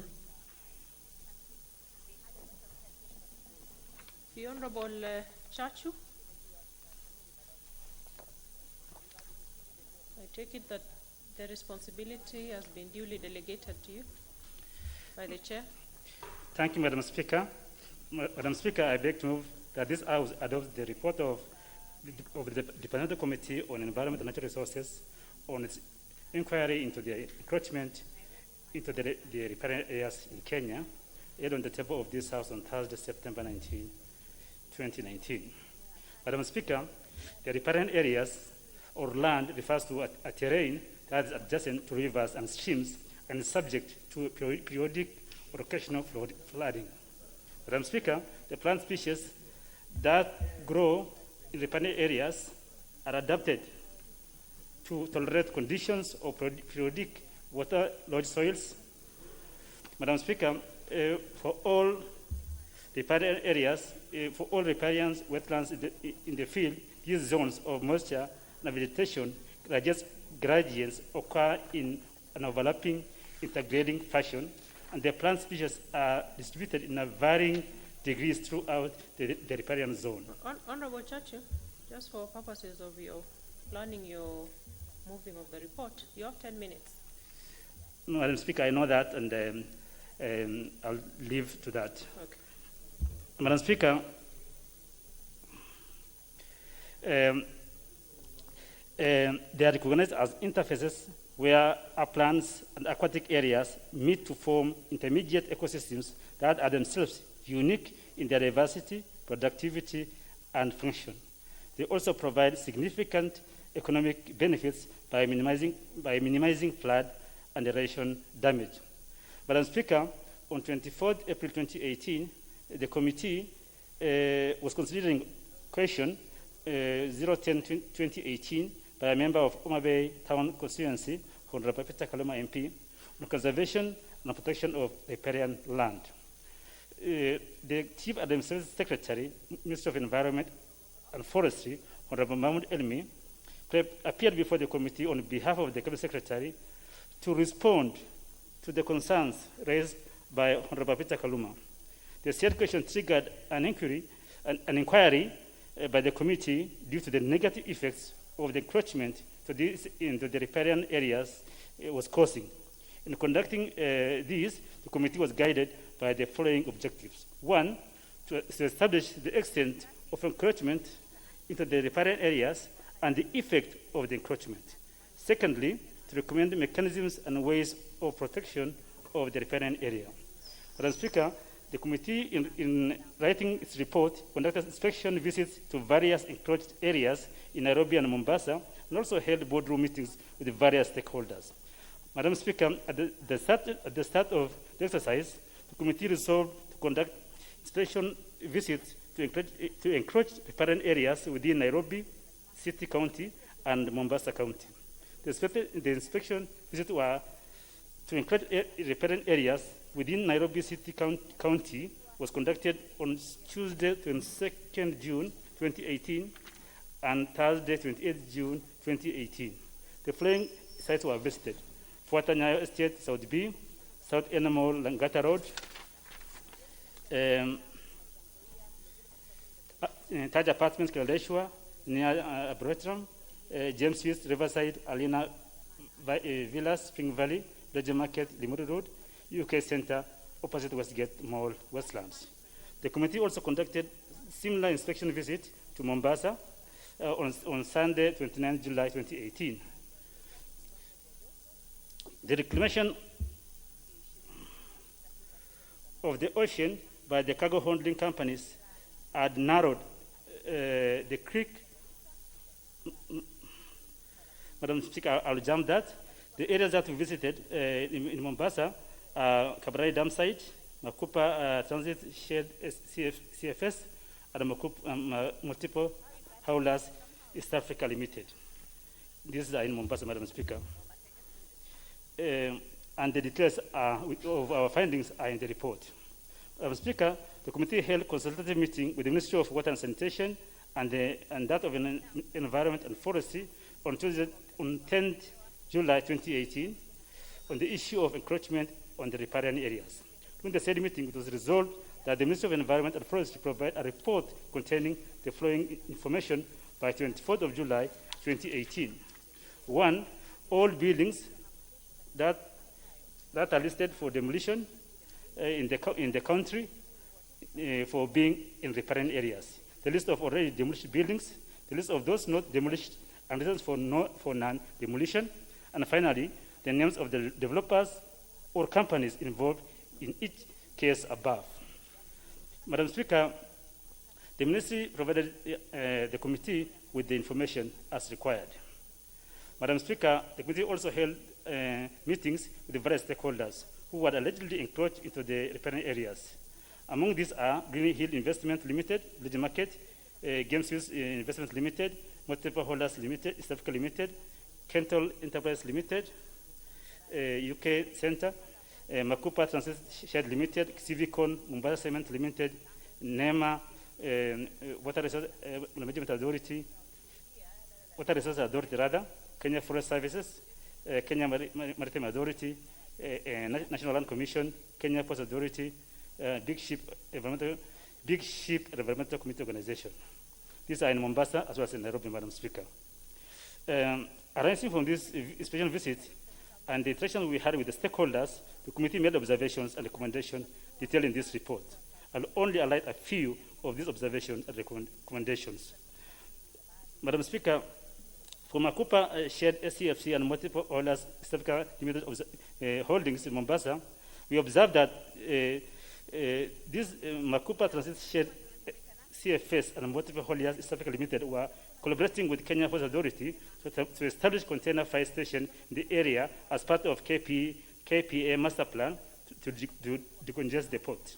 However, there was need to consider environmental conservation and maritime life protection in their quest to support KPA activities. For instance, multiple hauliers East Africa Limited was storing clinker, which is a dangerous pollutant. In addition, Madam Speaker, the design of the bridge linking Makupa Shared CFC and multiple hauliers East Africa Limited to KPA were wrongly designed as they affected marine life since the area is a fish breeding ground. There was a need to demolish them as they were adversely affecting marine life there. Madam Speaker, reclamation of land from the sea is allowed by law, though only activities relating to water use were permissible on such land by law.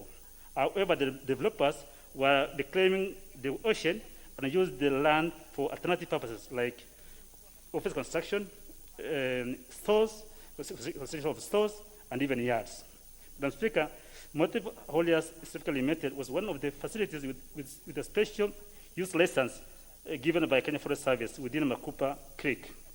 The company leased 9.6 hectares for a term of 30 years. One of the conditions for the license was a requirement to rehabilitate 40 acres of mangroves area adjacent to the licensed area within Makupa Creek in conjunction with the local community groups, spearheaded by Kenya Forest Service and other community forest associations. Madam Speaker, NEMA and Water Resource Authority should ensure demolition of the bridges linking Makupa Shared CFC and multiple hauliers East Africa Limited to KPA within 6 months of adoption of this report by the National Assembly. The bridges were wrongly designed and hence adversely affected marine life, especially the area being a fish breeding ground. Equally, they were posing life-threatening dangers to the fishermen due to the interference with the tidal waves. Madam Speaker, on NEMA and Water Resources Management Authority, we made the following observation. NEMA failed to cooperate with other government agencies, such as Water Resources Authority, during the environmental impact assessment processes, so as to have structured consultation and seeking its concurrence as a key government agency. This was causing conflict between the two agencies as they issued conflicting licenses to project proponents. In addition, Madam Speaker, NEMA found out that there was dumping in the ocean as attempts to decommission Kabarani Dam site got underway. It issued restoration orders to Mombasa County Executive Committee member in charge of the environment, which was ignored. The dumping and pushing of the solid waste into the ocean continued unabated. NEMA had therefore failed in its duty by not stopping the dumping of solid waste to the Indian Ocean during the decommissioning of the Kabarani dam site. Madam Speaker, NEMA approved reclamation of land from the ocean at Kabarani, but failed to follow up to ensure the licensees stuck to the condition of the licenses, including the approved size of the reclamation. This was a clear dereliction of duty. Madam Speaker, there appeared to have been laxity on part of NEMA after issuing conditional licenses to developers. There was no proof of follow-up inspection and monitoring to ensure conditions set in these licenses were adhered to.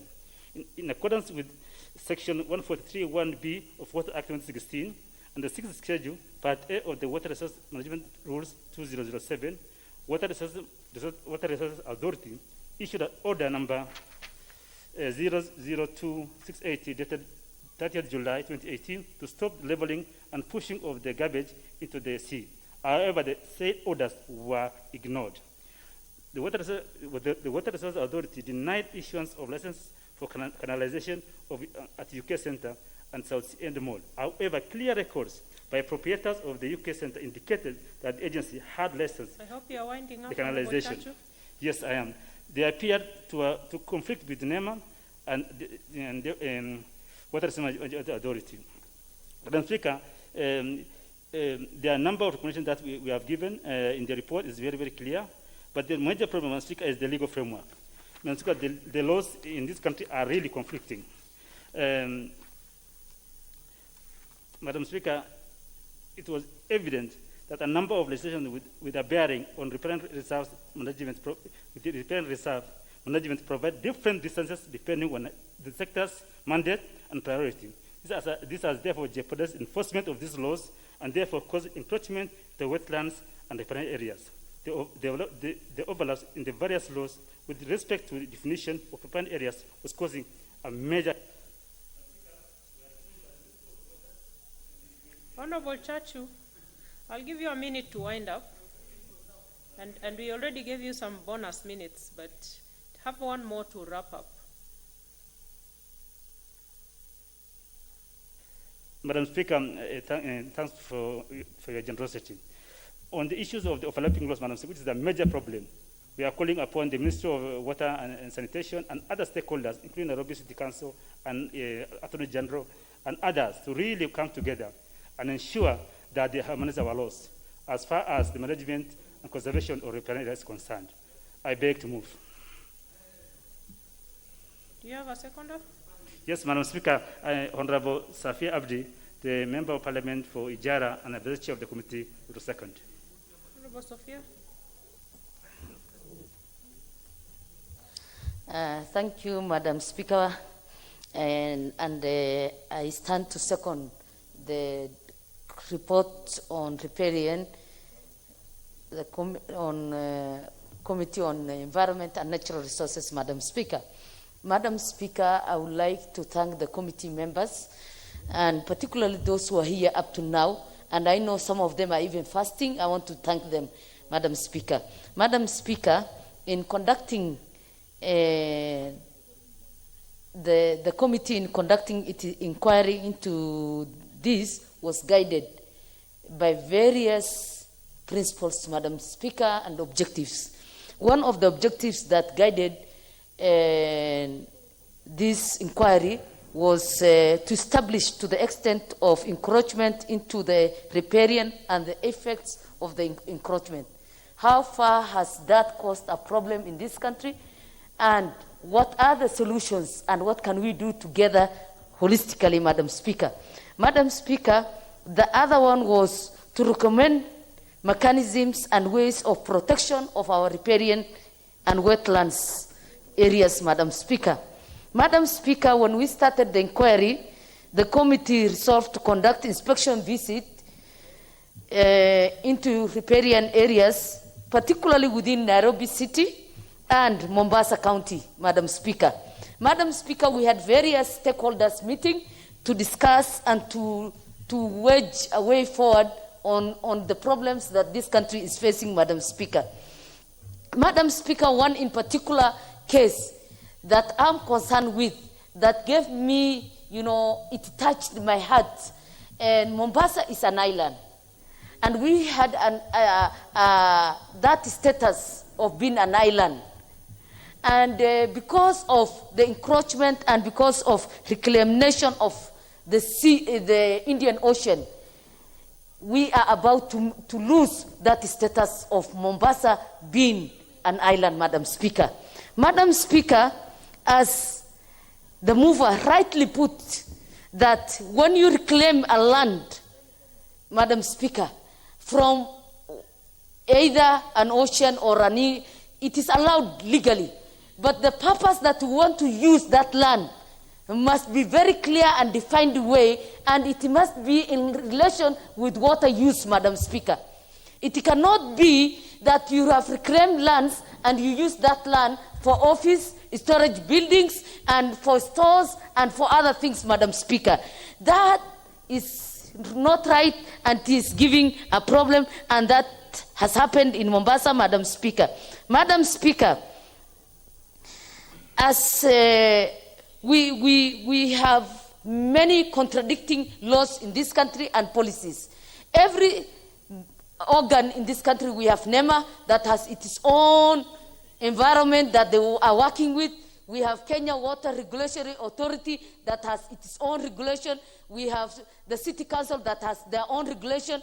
And all these conflict each other, and they do not meet at any given time, Madam Speaker, to have a structured manner of engagement, Madam Speaker. Madam Speaker, when UK Center, the owners came and visited us, They had letters, certificates, and lessons from all these bodies, and they brought before us. And some of the witnesses who were seated there are the ones who signed some of the lessons that the UK were giving out, Madam Speaker. When we as a country do not engage each other, we have contradiction, and we give our documents left, right, and center on riparian land, on wetlands, and tomorrow you punish the same person who have invested. Then investors will leave us. We must be very clear. When we are providing this, we must have a collective understanding among all actors and among all stakeholders, Madam Speaker. And all these laws, Madam Speaker, we need to streamline so that we can get something that we can use in this country properly, Madam Speaker. Madam Speaker, as I've indicated, when NEMA gave out the lessons, particularly to those who are claiming the land, and they had conditions and terms on those lessons. But what happened? NEMA did not follow those conditions and terms, and they were moving. They could see,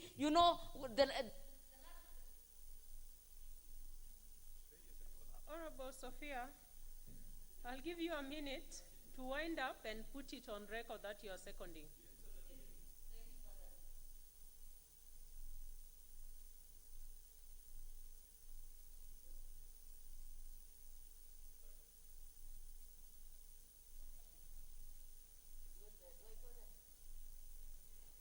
Okay, thank you, Madam Speaker. Madam Speaker, when NEMA gave lessons to the land that was reclaimed from the Indian Ocean, they had terms and conditions.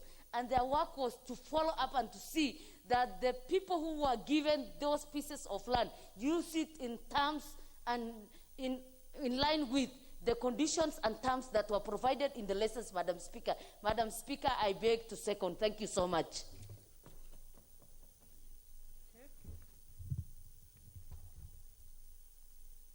Honorable members, I go on to propose the question, which is that this House adopts a report of the Departmental Committee on Environment and Natural Resources on its inquiry into the encroachment of the riparian areas in Kenya, laid on the table of the House on Thursday, September 19, 2019. Let's start with the member for Suba North, Honorable Millie Odhiambo. Thank you, Madam Speaker, for giving me the opportunity. Madam Speaker, let me just take this opportunity also to remind the House that it is 1 year since we lost Honorable Joyce Laboso and Honorable Ken Okoth, and we continue praying that the Lord may comfort their families. Madam Speaker, while I was sitting here, I also learned of the loss of a very strong woman who has been fighting issues of women's rights, and especially on HIV, called Inviolata Mbwavi. May her soul rest in peace. Having said that, Madam Speaker, I want to say that I support the report, and all politics is local. That's why, even though I supported the earlier report that has to do with the tea and sugar rather, but when you hear water, that is where I am. Water is me, and I'm water by representation. And Madam Speaker, I'd just say, because I know we don't have time, very, very shortly, that I'm glad, because I was listening very keenly, if the committee has actually acknowledged the main problem, which is that there is no proper legal framework. And because there's no proper legal framework, you find that there's a lot of pollution, there's a lot of emission of toxic waste and raw toxic material and raw waste that endanger life. That's why we are seeing even cases of cancer have gone high. There's diversion of the natural course of rivers. There's encroachment, Madam Speaker, and of course there's also reclamation in some instances which is not legal, and sometimes people also do things erroneously without information. Like I was building a very good facility, and I informed my own community where they need to build, but for them they thought it was more practical to build by the lake. And right now, actually, the lake has reclaimed the place. But the reason why that is there is because we do not have or we have legal framework, yes, but they are all clashing. We don't even have one definition of what is riparian land. And that therefore means that sometimes when we want to reclaim land, you find that somebody really followed the law, even when they are building right next to a river, but when they use one piece of laws against the other. Madam Speaker, what I was hoping is that the committee would have made a very strong recommendation that we reclaim land that is on riparian land, even though I know we have difficulties with that. But if we don't do that, you saw even a few years ago when children were caught up around Langata with the flooding, and it happens in Nairobi all the time because of the way people have diverted and all that.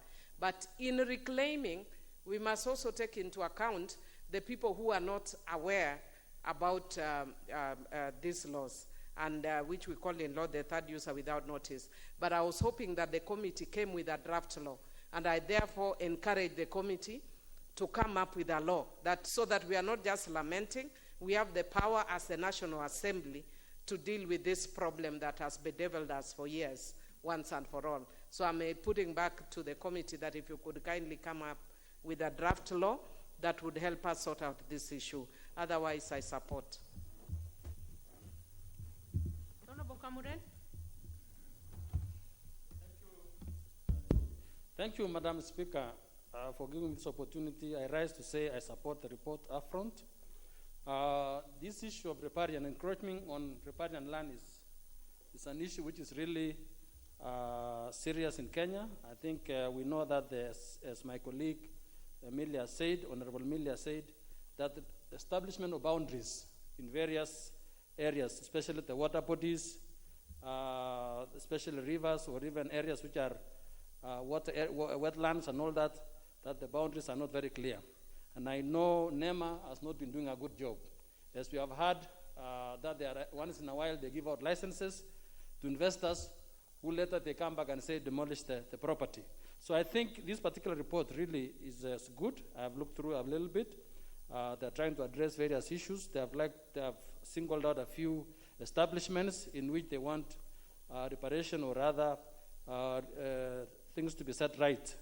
Specifically, things which are touching on public utilities, dump sites, water bodies like the ocean, encroachment of the ocean, and specifically they have discussed the role of NEMA and WARMA. I think WARMA, these are two bodies which are, these are two agencies within the same ministry, or even though they are not exactly the same ministry, they do the same thing. So I think these particular two institutions should consult closely, although NEMA has a bigger role because they are supposed, before they approve any construction, they need to actually upfront make sure that all licenses, all relevant licenses which are required, physical planning, all the approvals for the other agencies is given before they give approval for construction. So NEM actually need to take up their role as a serious body in which they should not allow any construction before all relevant other bodies have actually approved. And I think the ministry, as we have actually seen, need to coordinate all the other bodies so that we actually come up clearly with the framework on this issue of riparian land.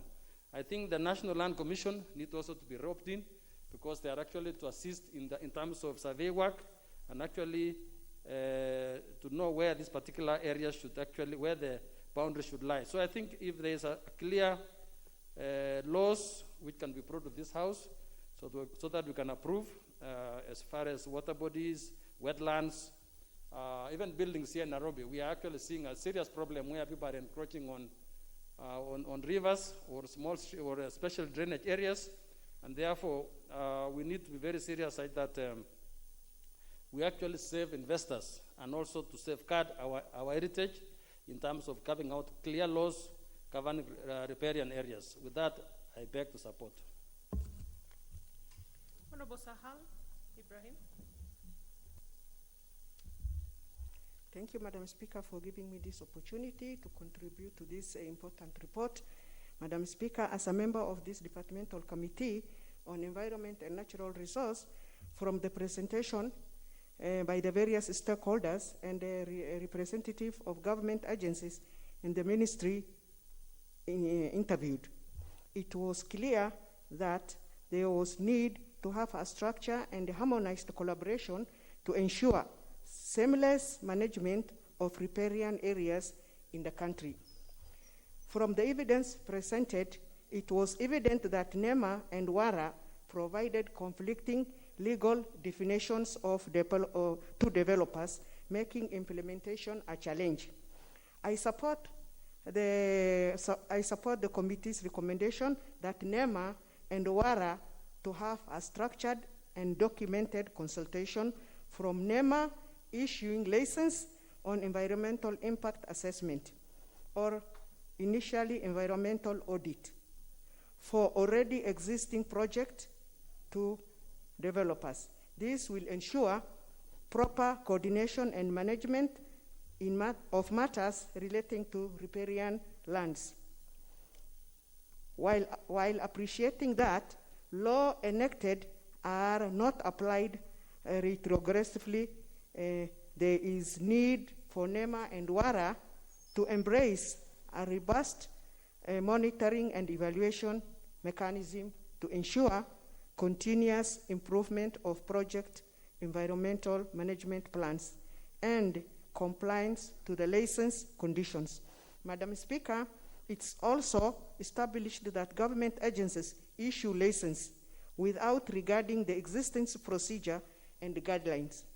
And as a committee, we have recommended the Directorate of Criminal Investigation to investigate NEMA and WARA officials who may irregularly issue developers with license and or may fail to follow up on the conditions issued at the point of licensing the developer. And if criminal culpability is established, they get prosecuted. This is aimed to restore investors' confidence by granting them seamless process at government agencies. The investors' confidence is critical in the realization of economic pillar. Affordable housing in the Big Four agenda. Madam Speaker, lastly, on the Makupa Shed CFS and the Hoylas East Africa Limited project in Mombasa County, I strongly support the committee's recommendation that NEMA and WARA to ensure demolition of the bridge connecting the two to KPA due to its wrong design plan, adversely affecting the marine ecosystem, affecting the fish breeding ground, and the danger it exposes the fishermen due to interferences with the tidal waves. I support. Honorable Ulufo, order. Thank you very much, Madam Speaker. I also stand to support adoption of this report. I am also a member of this committee. I would like to appreciate the good work that our committee has done. We have tried as much as possible to inquire into encroachments into riparian areas, Madam Speaker. And when we talk of riparian areas, actually these are lands along rivers, lake shores, oceans, and so on and so forth.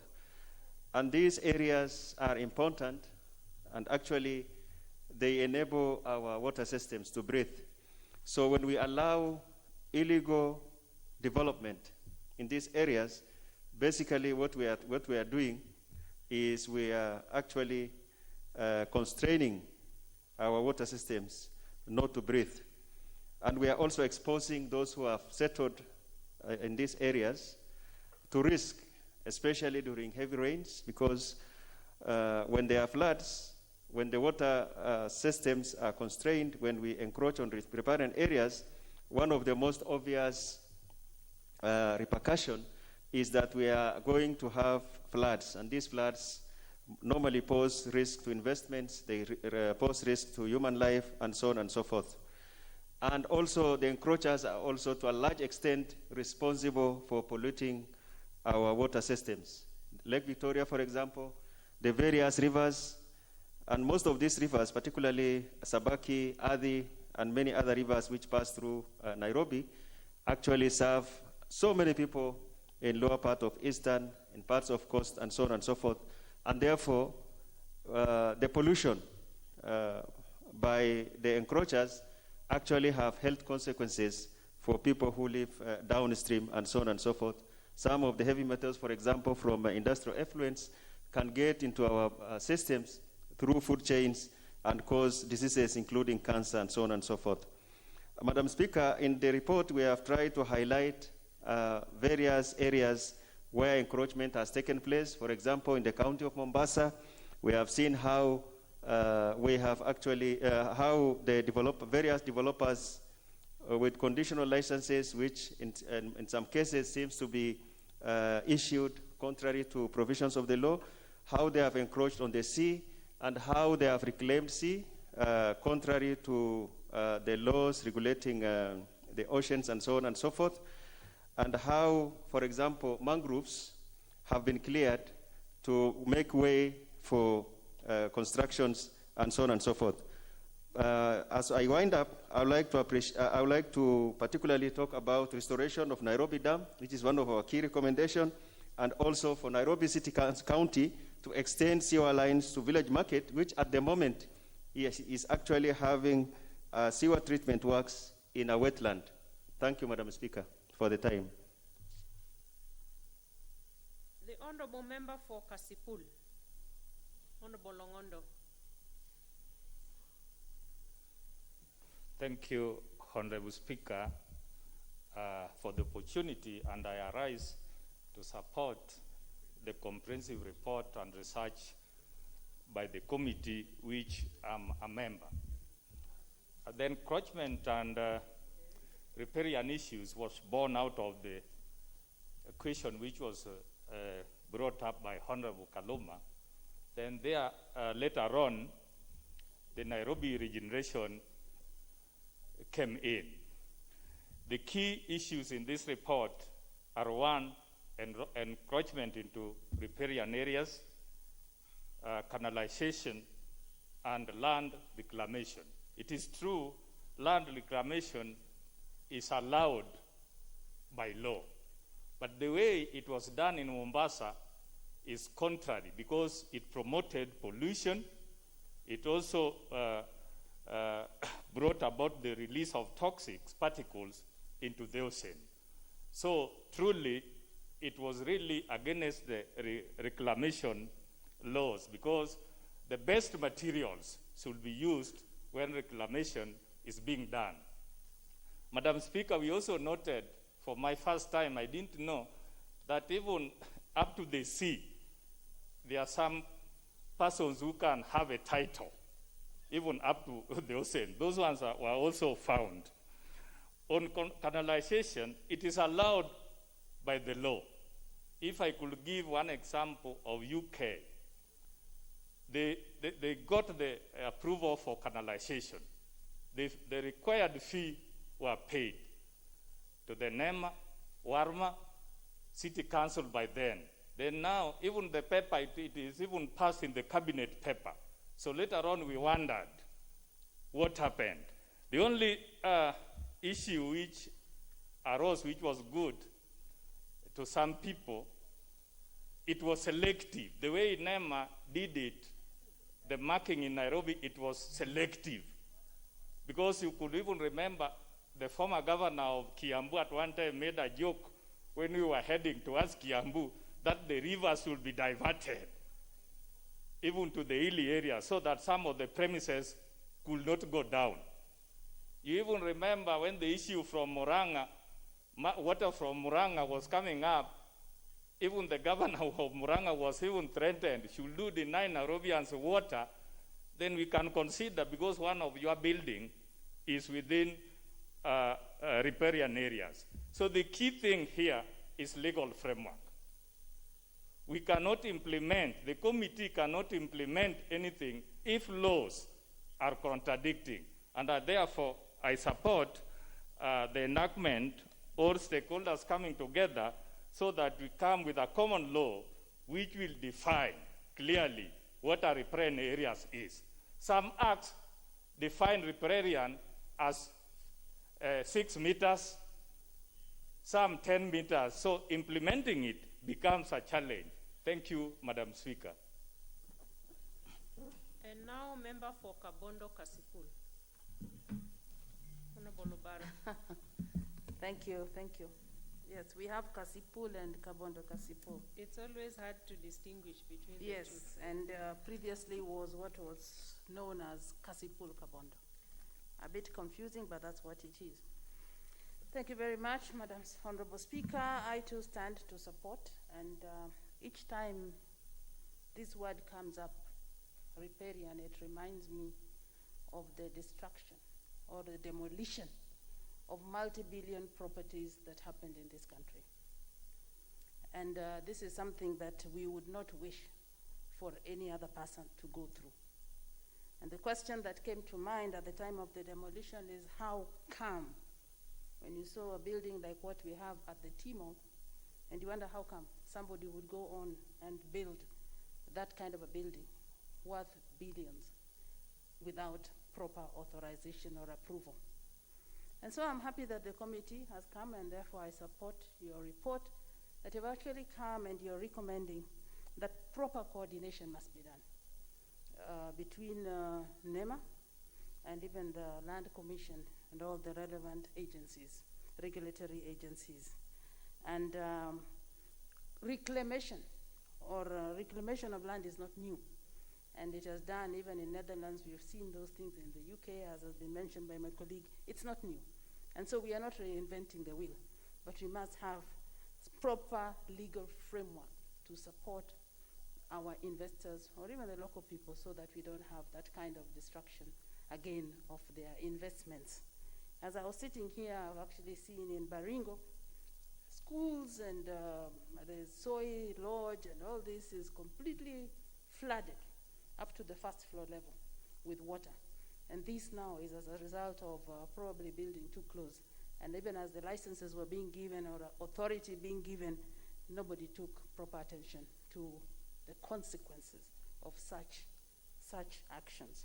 And if there are officers who have deliberately violated and given authority to do this, I think they should be, and this should be a recommendation in the report, that those who are culpable of giving this, knowing fully well that they were not right, should be prosecuted.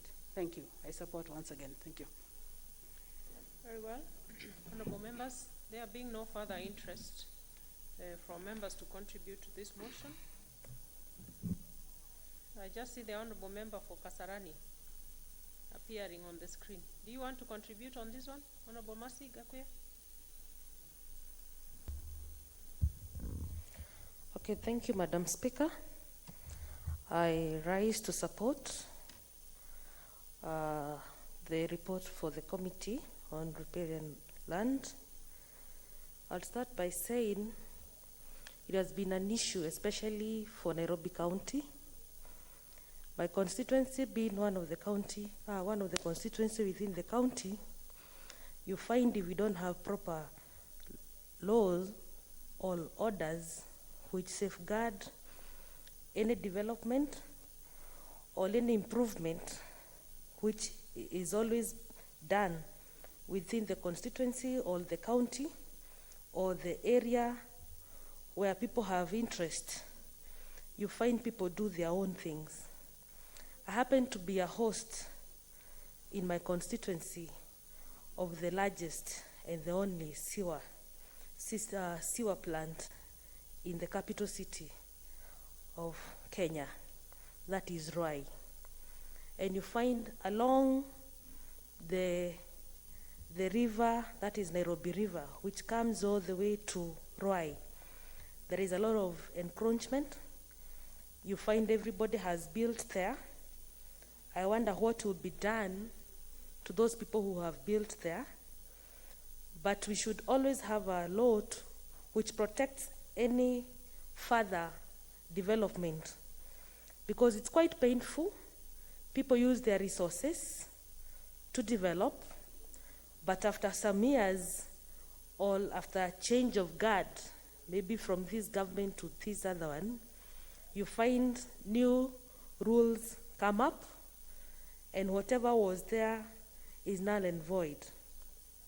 So it is up to the report by the committee for it to be implemented, because it is one thing to have a good document, it's another thing you find that that report is implemented. So we'll make sure at least whatever has been put in paper, it is done, because many things has been brought up. We have good policies, but they don't work. And in case, like the case for Roy, we actually don't benefit so much. But having hosting such a plant, and you find even the constituency where the encroachment has been done, if, as I have said, the proper guidelines had been followed, you would find that we are in a better place. So within my area, you find we suffer. We have two things: people have encroached, and it will be a very big loss. Maybe we would request maybe the committee to go further and know that most of this land which has been encroached, the riparian land, and more is being done, more damage is being done. Currently, as we are talking, within the stadia, down that side, encroachment is being done under the watch of the administration. We need to do something, not just putting things in paper, but we need at least to move on and know what is happening within our environment, which is surrounding us, and it's not even 15 kilometers from where we are. So I support the report, so that at least the way it has been put, it be implemented, not just be put at the shelves. Thank you.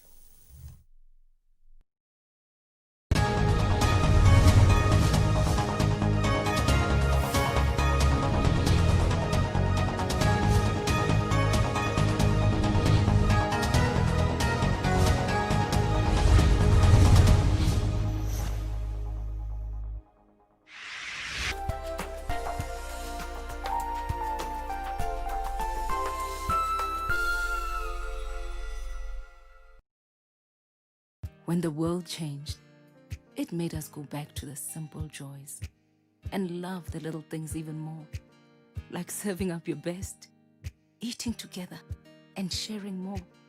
Now, we'll take nothing for granted and always remember to taste the simple joys.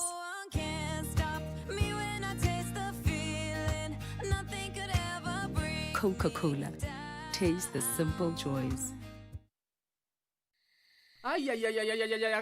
Gaki, wawezaje unituangia simu sahi Gaki? Saa zile tu nimewekelea matoke yangu kwa mesa. Niko tayari kukula, wewe ukikula kwako mimi ukusumbua.